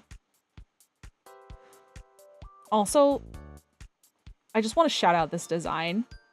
This is supposed to like look like bones. And this, you know, clearly does look like bones, but like, because he's poisoned and stuff. Freaking baller. Love that. Amazing. Did you know that axolotl and huizotl have the same etymology? I can't say I'm surprised.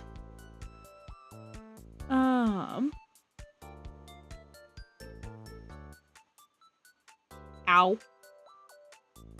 Oh.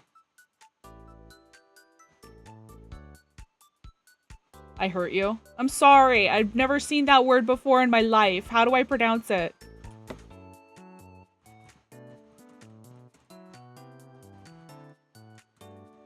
I was thinking people in the world because I don't know what Pokemon I'd be, lol. Yeah. Ahuizotl. Okay. Thank you for the phonetic description.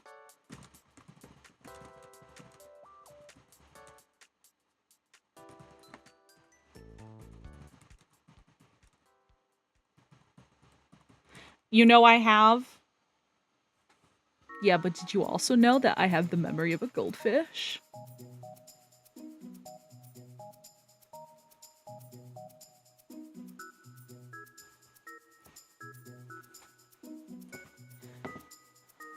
Okay. You made a comic about them. Oh! I remember now. Okay, yeah, now I have no defense. A chewy. Yeah, axolotl. There was a girl that did her presentation on axolotls in one of my classes in college, and she was like, she was from the same area that they're from, and she's like, they're just like me, and I thought it was so sweet. She was darling. Okay. This Pokemon lives in cold water. It will leave the water to search for food when it gets cold outside. It likes it cold, okay. When it walks on the ground, when it walks around on the ground, it coats its body with a slimy, poisonous film. A mucus membrane covers its body. Touching it barehanded will cause a shooting pain. No! No!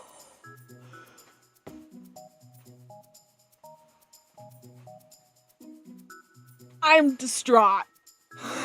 I want to pet the boy. Worth it. Oh, stonefish. Distraught. This is horrible news. What if I want to? Hold on a second. Hold on a second. Let's see.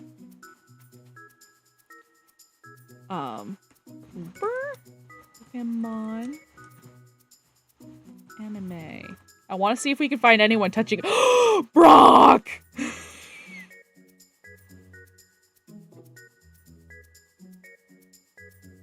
People touch these suckers all the time. See?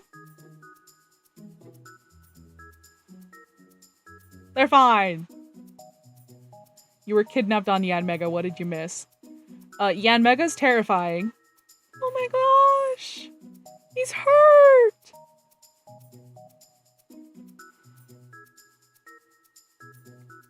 Is that the main Whooper or the poison one? Could be.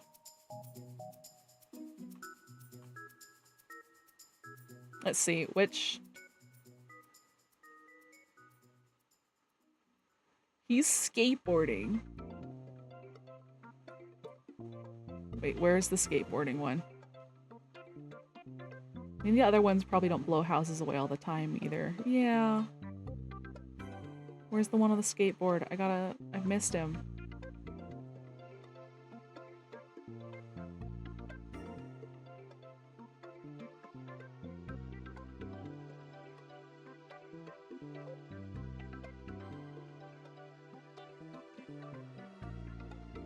It's by the tree.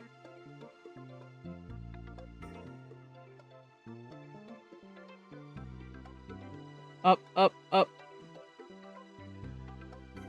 Down. Sorry, it's important that I see him on the skateboard, guys. Oh my freaking gosh! he's so cool. I love that for him.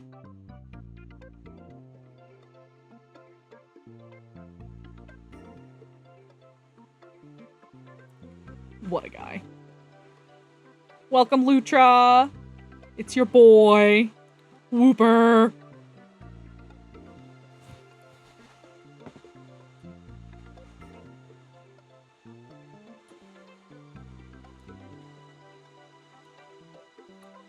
Okay. Yeah, so he's poisoned, but people still touch him. And that's okay. And you're probably right. That's probably...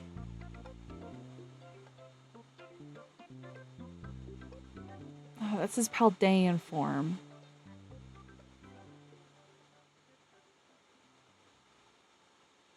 Okay. No, I think because Paldean only appears over here. Thank you. I'm very proud of the model. Screaming, crying, throwing up. I love him. As you should.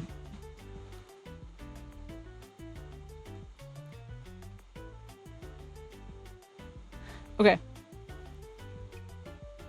So, yeah. Touching it barehanded will cause a shooting pain. But it'll be worth it, because you'll get to pet him.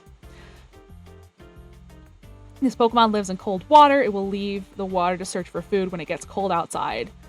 When it walks around on the ground, it coats its body with slimy, poisonous film. The cult of Siambo is growing. Wah, wah, wah, wah.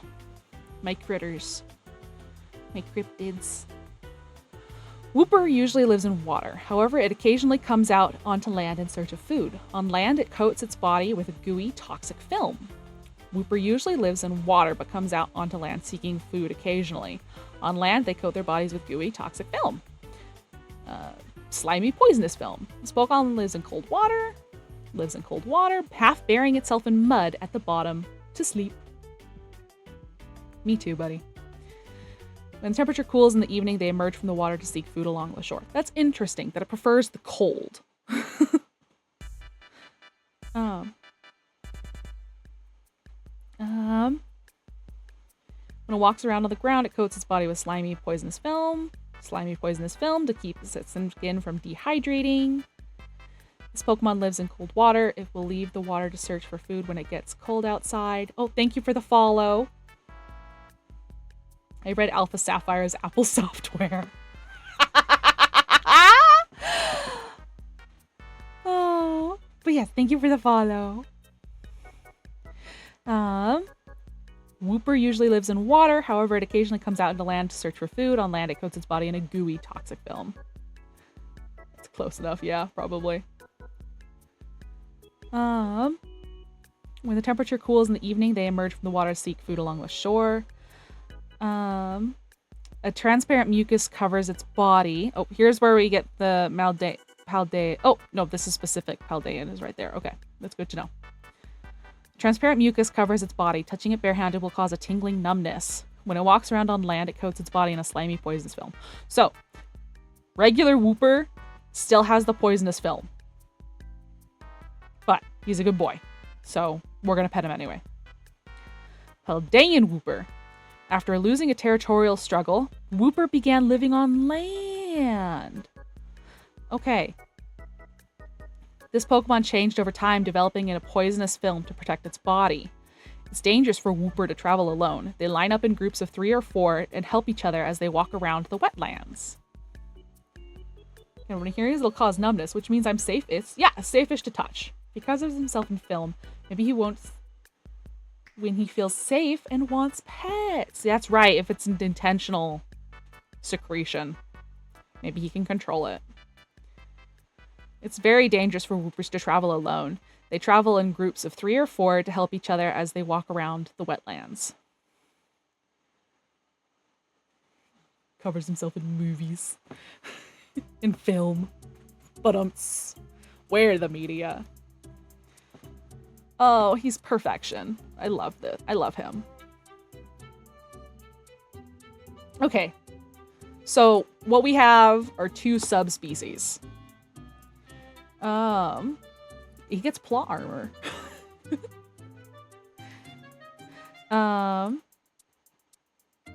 So 2 subspecies, because this guy is a terrarian version, so I guess that's why he's poison ground.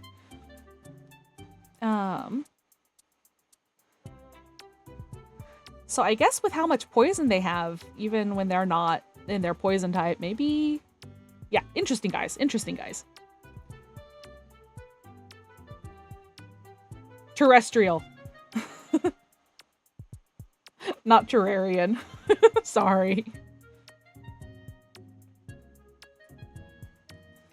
And now it's time for Quagsire. Sorry, I'm going to roll down to the amphibians real quick.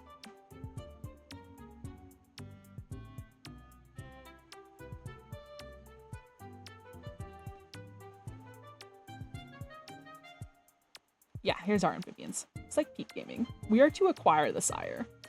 I don't think I can actually do this without doing acquire the sire. We have to look at that real quick.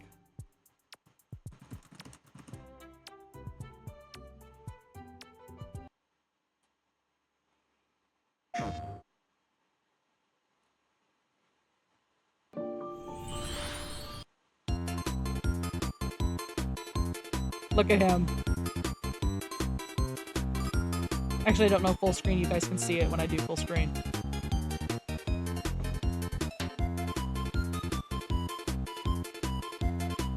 He's beauty. I love him.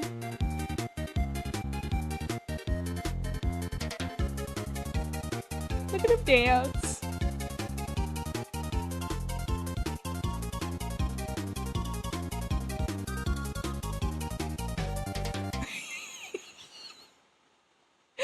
Perfection.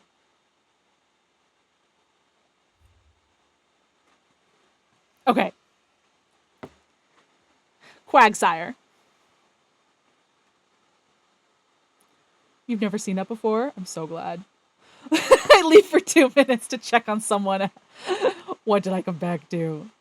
You just acquiring the sire. We just love him. Okay.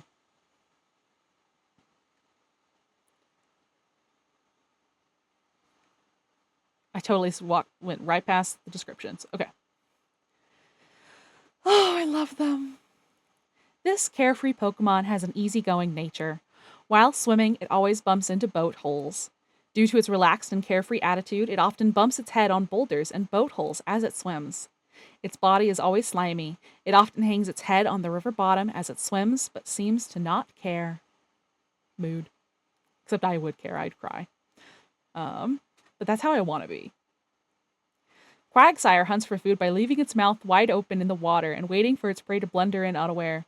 Because this Pokemon does not move, it does not get very hungry.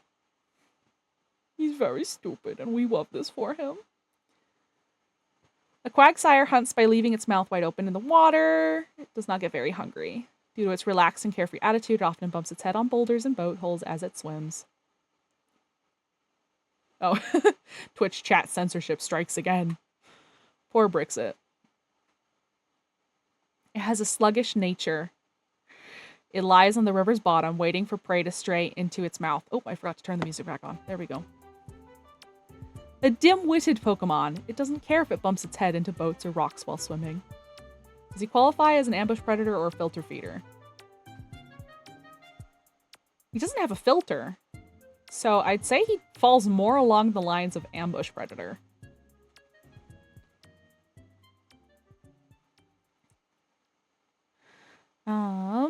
Always bumps into boat holes.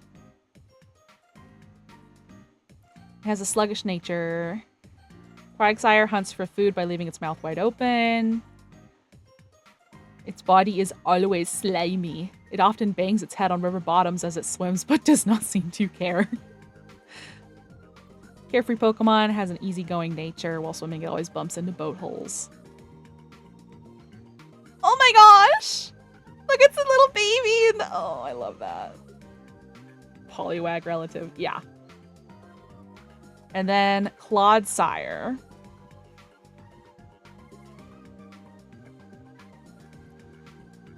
Like, that it does this scares me. I love him, but he scares me a little bit. So glad its primary trait is Bump's head. Doesn't care. When attacked, this Pokemon will retaliate by sticking thick spines out from its body. It's a risky move that puts everything on the line. It lives on the bottom of ponds and swamps. It will carry Wooper on its back and ferry them across water from one shore to the other. It is like the salamander with their ribs. Lives at the bottom of ponds and swamps. It will carry Wooper on its back and ferry them across water from one shore to the other. I love him.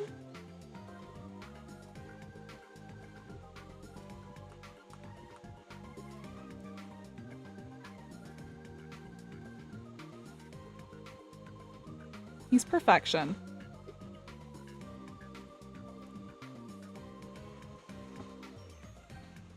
Also, my plan is to get to Pokemon 200, and that's where we're going to end the stream. So we've got just a couple more left. Wooper. Wooper is too perfect to be related to Lickitung and Licklicky. So I think that we are going to put him in the Poliwag, Poliwhirl, Poliwrath, Politoed clan.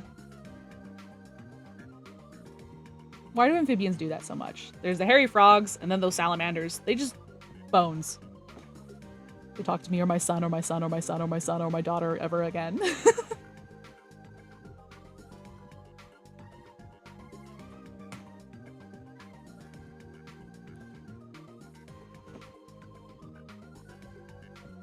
Okay.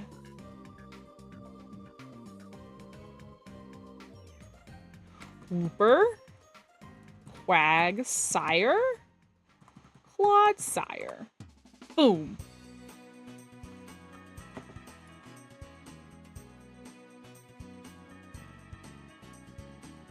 And we've got Espeon.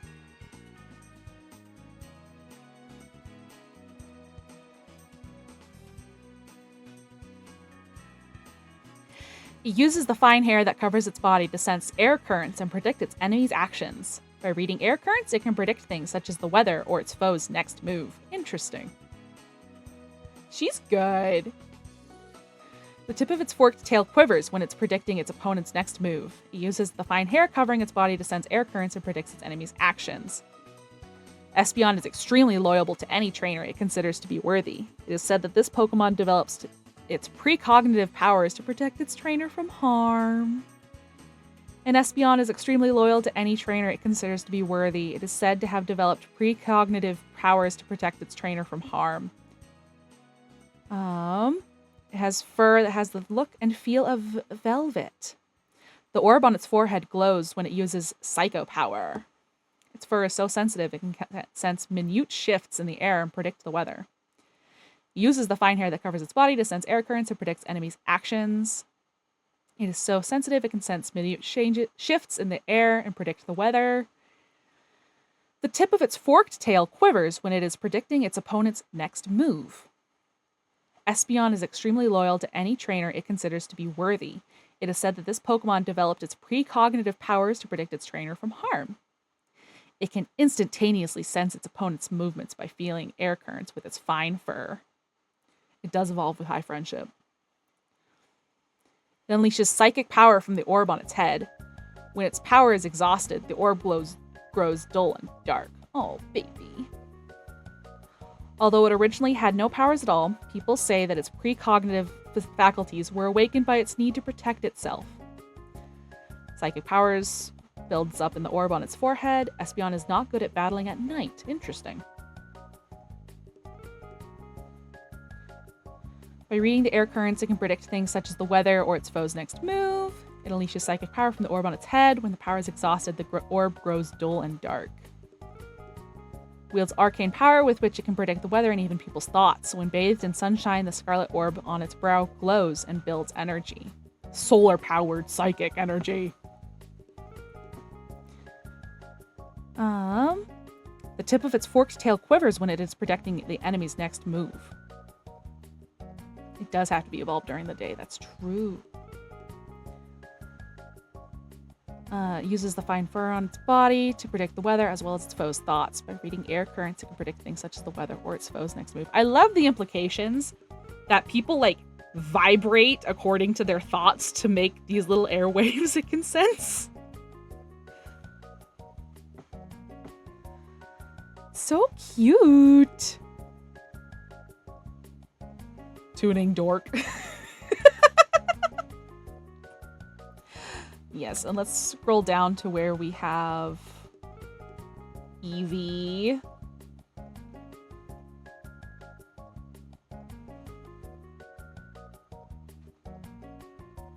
Yep, Eevee. So to those that have not been here before, and we'll go over this again when we get to the next evolutions, Eevee is something called a basal.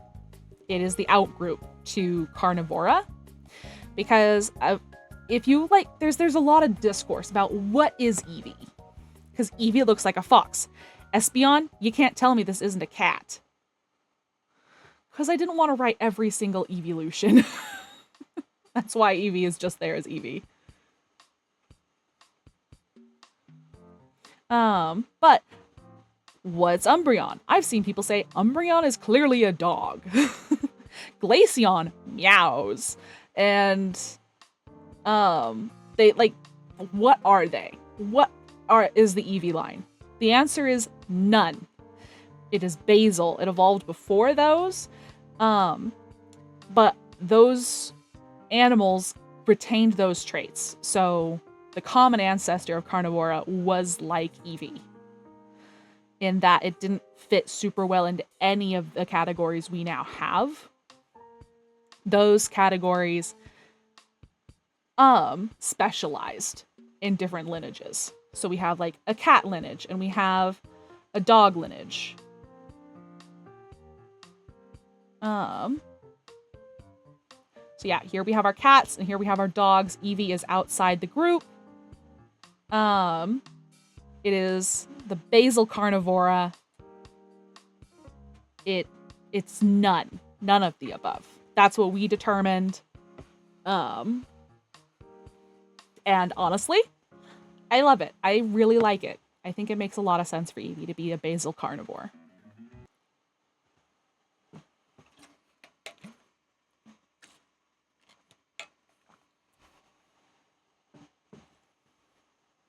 Okay. Umbreon.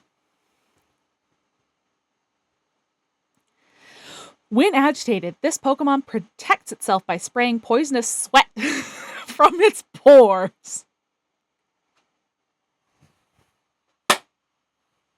I love you, Umbreon, but that I did not expect the first thing I read about you to be you sweaty. But here we are, you sweaty.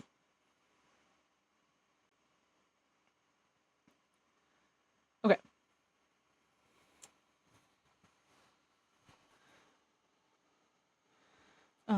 So the furry man in Incineroar will be related to Eevee. Yes, they will all be related to Eevee. If it's a cat or a carnivore, it will be related to Eevee. I refuse to believe that Umbreon is a smooth epidermal creature. Refuse. I hope that this thing has fur. We're gonna get there. So far, we believe it has fur. We have to be told specifically otherwise. Oh yes, I mentioned it is very slick. It's like a ferret, maybe? Ferret kind of fur?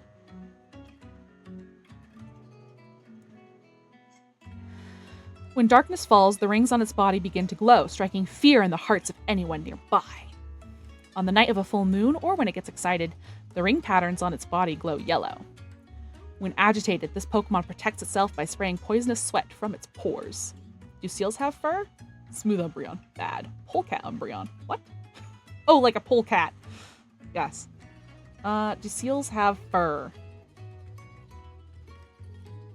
Yes. I believe they do.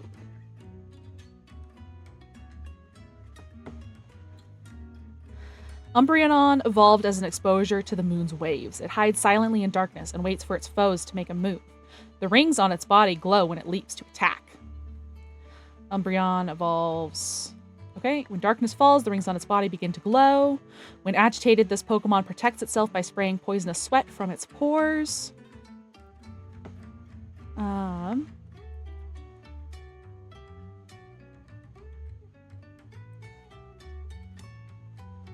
When exposed to the moon's aura, the rings on its body glow faintly and it gains a mysterious power.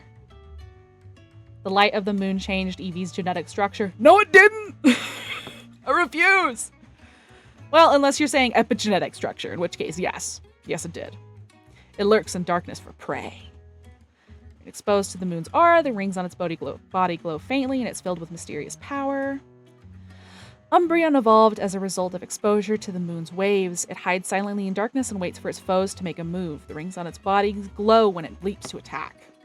Eevee is a freak. We love it. It's got a lot of epigenetic stuff going on. When this Pokemon becomes angry, it secretes its pores secrete a poisonous sweat, which it sprays at its opponent's eyes. Love this guy. With its black fur, it blends into darkness, it bides its time, and when prey appears, this Pokemon goes for its throat and then eats it. This Pokemon is nocturnal, even in total darkness. Its large eyes can spot its prey clearly. It lurks in the dark of night looking for prey. At the moment it pounces, the rings on its body glow dimly but ominously. Yeah, it sprays sweat. It is most active in the wee hours of the night. When moonlight bathes the land, its large eyes can pierce the darkness and perceive prey with absolute clarity. Stinky. On a night of a full moon, or when it gets excited, the ring patterns on its body glow yellow. It gains a mysterious power, changed genetic structure, glow yellow. Yeah. Cute. That's where Eevee goes. And so that's where Umbreon goes. This sweaty boy. Sweaty boy. Which, if we go off of typical sweating in Carnivora, at least with, like dogs. I know for certain this is how dogs sweat. I wouldn't be surprised if the rest of Carnivora also does this. It's on their paws. So I like to think that Umbreon does like the Iron Man thing where it just like extends its foot and sprays you out of its foot. Because that's where it has sweat glands.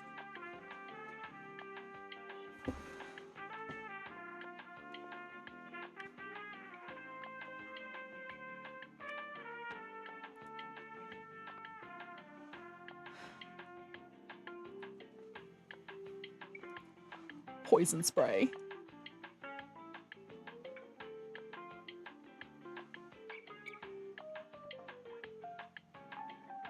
Okay. Murkrow. Pokemon.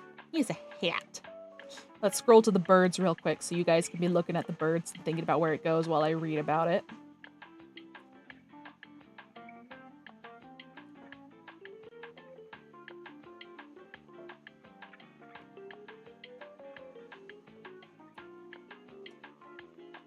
Whoop.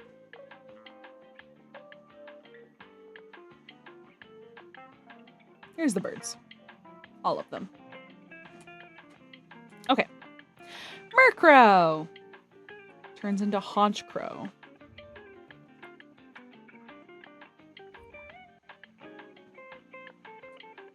Which we'll read his description in a bit. Feared and loathed by many, it is believed to bring misfortune to all those who see it at night. Poor guy. It is said that when chased, it lures its attacker onto dark mountain trails where its foe will get lost. It hides any shiny object it finds in a secret location. Murkrow and Meowth loot one another's stashes. Fun little bit of interaction. I love it when they do that. Murkrow was feared and loathed as the alleged bearer of ill fortune. This Pokemon shows strong interest in anything that sparkles or glitters. It will even try to steal rings from women. It is said that when chased, it lures its attacker into dark mountain trails where the foe will get lost. It is said that seeing this Pokemon at night will bring about ominous occurrences. Said to carry misfortune. It appears near travelers to lure them into deep forests. If spotted, it will lure an unwary person into chasing it, then lose the pursuer on mountain trails.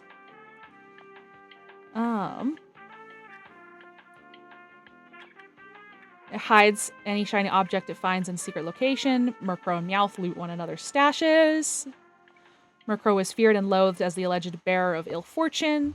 This Pokemon shows strong interest in anything that sparkles or glitters. It will even try to steal rings from women. They awaken at dusk and take wing in the twilight, leading to the expression, "Get home before the Murkrow fly." That's fun. Seen as a symbol of bad luck, it's generally disliked, yet it gives presents, objects that sparkle or shine, to trainers it's close to. That is a real thing crows do. I love that. That's cute. It has a weakness for shiny things. It's been known to sneak into the nests of Gabite, noted collectors of jewels, in search of treasure. It searches for shiny things for its boss. Murkrow's presence is said to be unlucky, so many people detest it. Widely shunned as bearers of ill fortune. Upon crossing paths with this creature, I've been told one must chant "Workrum, workrum, bad luck, don't come" as a protective incantation. They awaken at dusk and take wing in the twilight, leading to the expression, "Get home before the Murkrow fly." Interesting.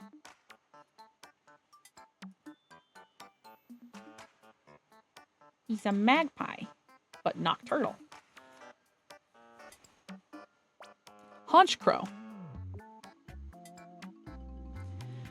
Becoming active at night, it is known to swarm with numerous Murkrow in tow. It makes its Murkrow cronies bring it food. It idles its time away, grooming itself in its nest. If one utters a deep cry, many Murkrow gather quickly. For this, it is called Summoner of Night.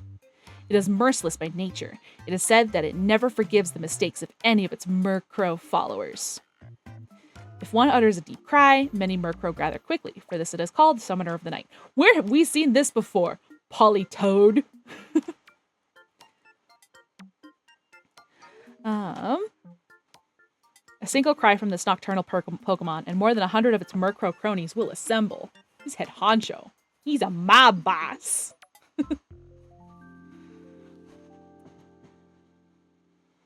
If its Murkrow's cronies fail to catch enough food for it, or it feels they have betrayed it, it will hunt them down wherever they are and punish them. Head Honchcrow. Its goons take care of most of the fighting for it. The only time it dirties its own hands is in delivering a final blow to finish off an opponent. It will absolutely not forgive failure from or betrayal by its goons. It has no choice in this if it wants to maintain the order of the flock. Becoming active at night, it is known to form flocks with numerous Murkrow in tow. One cry from this Pokemon and a Murkrow come flying. At such times, one would think the curtain of night had fallen, plunging the world into jet black darkness. It is merciless by nature. It is said it never forgives the mistakes of its Murkrow followers. A single cry from this nocturnal Pokemon, and more than 100 of its Murkrow cronies will assemble. What an interesting fellow. Okay. Maybe see Moltres and Xatu? They should be on here. If we've gotten to them. Oh, you want to see a picture of them. Crownies. Moltres. This is Moltres. I don't think it really looks like Moltres. I'm gonna say that. I don't think this is a Corvid.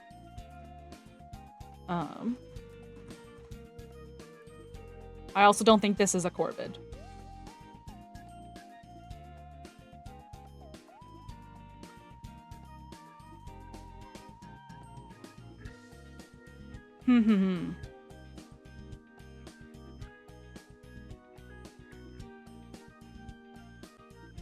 You're looking at the beak. Oh, okay. I see what you're saying.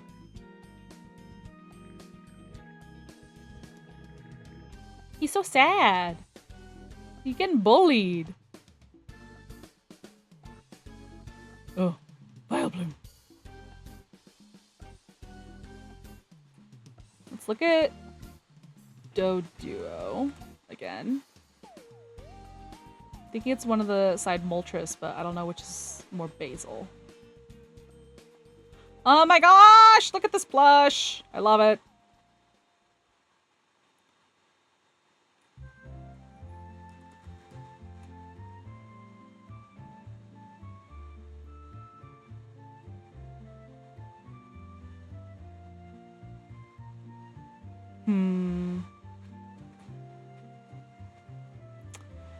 Where do we put this baby?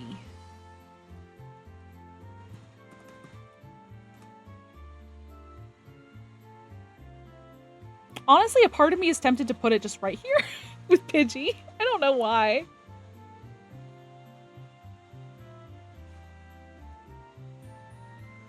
Pigeons aren't passerines, and that's wild. That's true.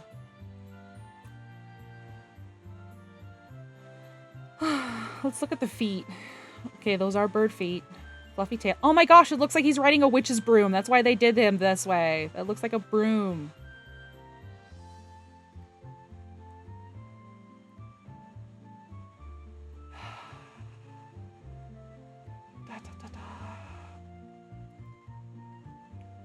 Okay, so here's our owl group. Our owls are right here. Here's our ducks.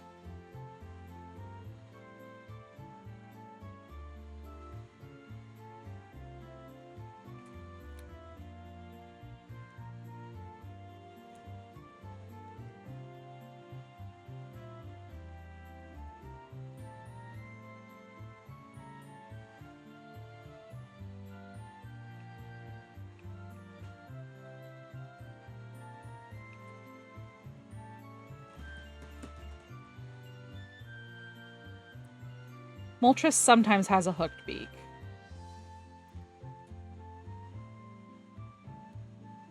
Yeah, what do we think of putting it right here?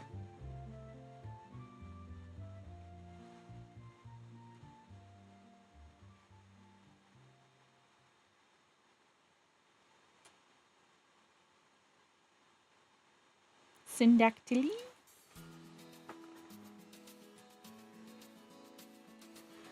Okay, right here.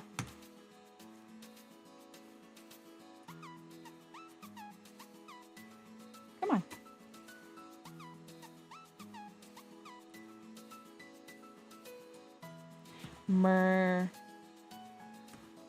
Crow. Haunch. Crow. Oops, I spelled that wrong. Crow. Haunch. Crow.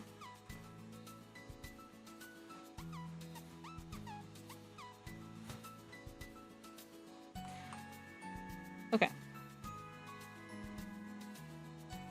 Hold on a second. Okay, we're going to end on Slowking. I know we said we were going to try to get to 200, but we'll start on 200 since that one has an evolution. And so we'll just go ahead and read Slowking's description. Make sure that we like where Slowking is. Which is...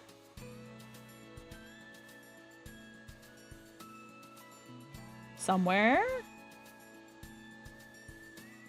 Where is he?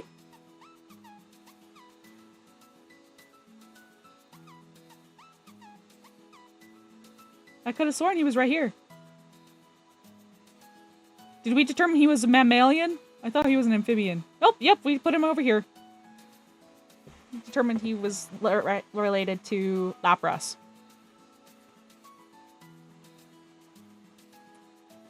Slowking.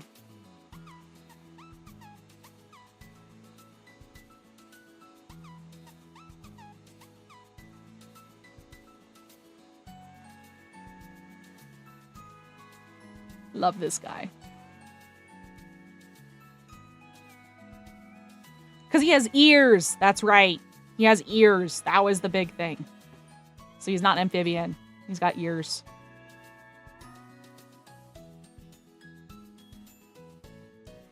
It has incredible intellect and intuition. Whatever the situation, it remains calm and collected.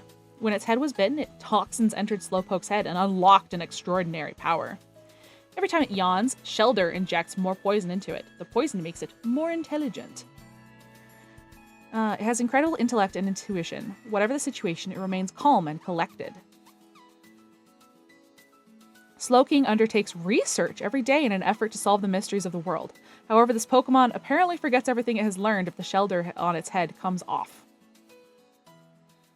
When its head was bitten, toxins entered Slowpoke's head and unlocked extraordinary power. Being bitten by a Shelder gives intelligence comparable to that of award-winning scientists. Interesting. Is incredible intellect and intuition. Whatever the situation, it remains calm and collected. Being bitten by a Shelder gave it intelligence comparable to that of award-winning scientists. It has incredible intellect and intuition. Whatever the situation, it remains calm and collected. Poisonous Bite reacted with its system, blessing it with the enhanced intellect of a genius. It has full control of its psychic powers.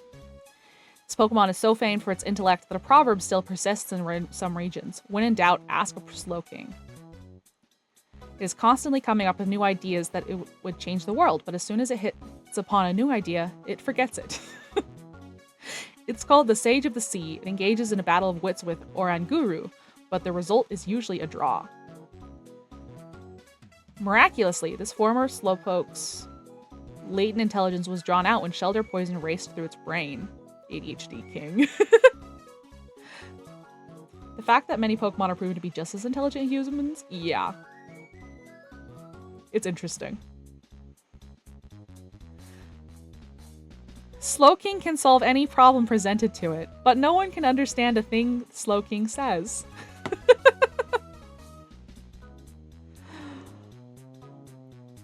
Galarian Slowking. A combination of toxins and the shock of evolving has increased Shelder's intelligence to the point that Shelder now controls Slowking. So it went the other way around. While chanting strange spells, this Pokemon combines its internal toxins with what it's eaten, creating strange potions. When its head was bitten, toxins entered Slowpoke's head and unlocked an extraordinary power. It remains calm and collected. Galarian Slowking. It administers its potions to weakened Pokemon it sees. These potions are derived from poison and secreted from holes in Slowking's horns. It creates potions by mixing toxins with the food it's eaten. Not even Slowking itself knows what the effects of the potions will have. The combination of toxic and the shock of evolving has increased Shelder's intelligence to the point that Shelder now controls Slowking. It has incredible intellect and intuition. Whatever the situation, it remains calm and collected.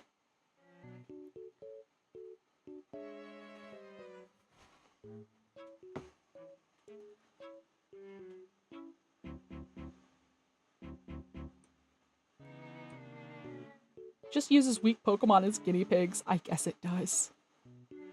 It's the doctor. Yes, it is your doctor. Okay, I feel pretty good about where he is still. He's just a guy with a hat. And in a couple weeks, if all things go to plan, we will get to Misdreavus and figure out where it goes. That's where we'll start next time. This fellow real into unethical science. Yeah. He does some things. He does some things.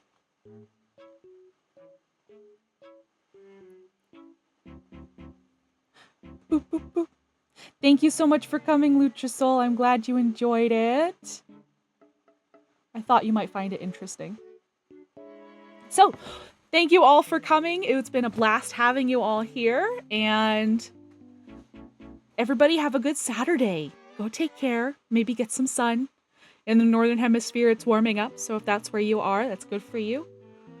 And Tragic Stream ends along with Mirror Shift. Sorry, Misery.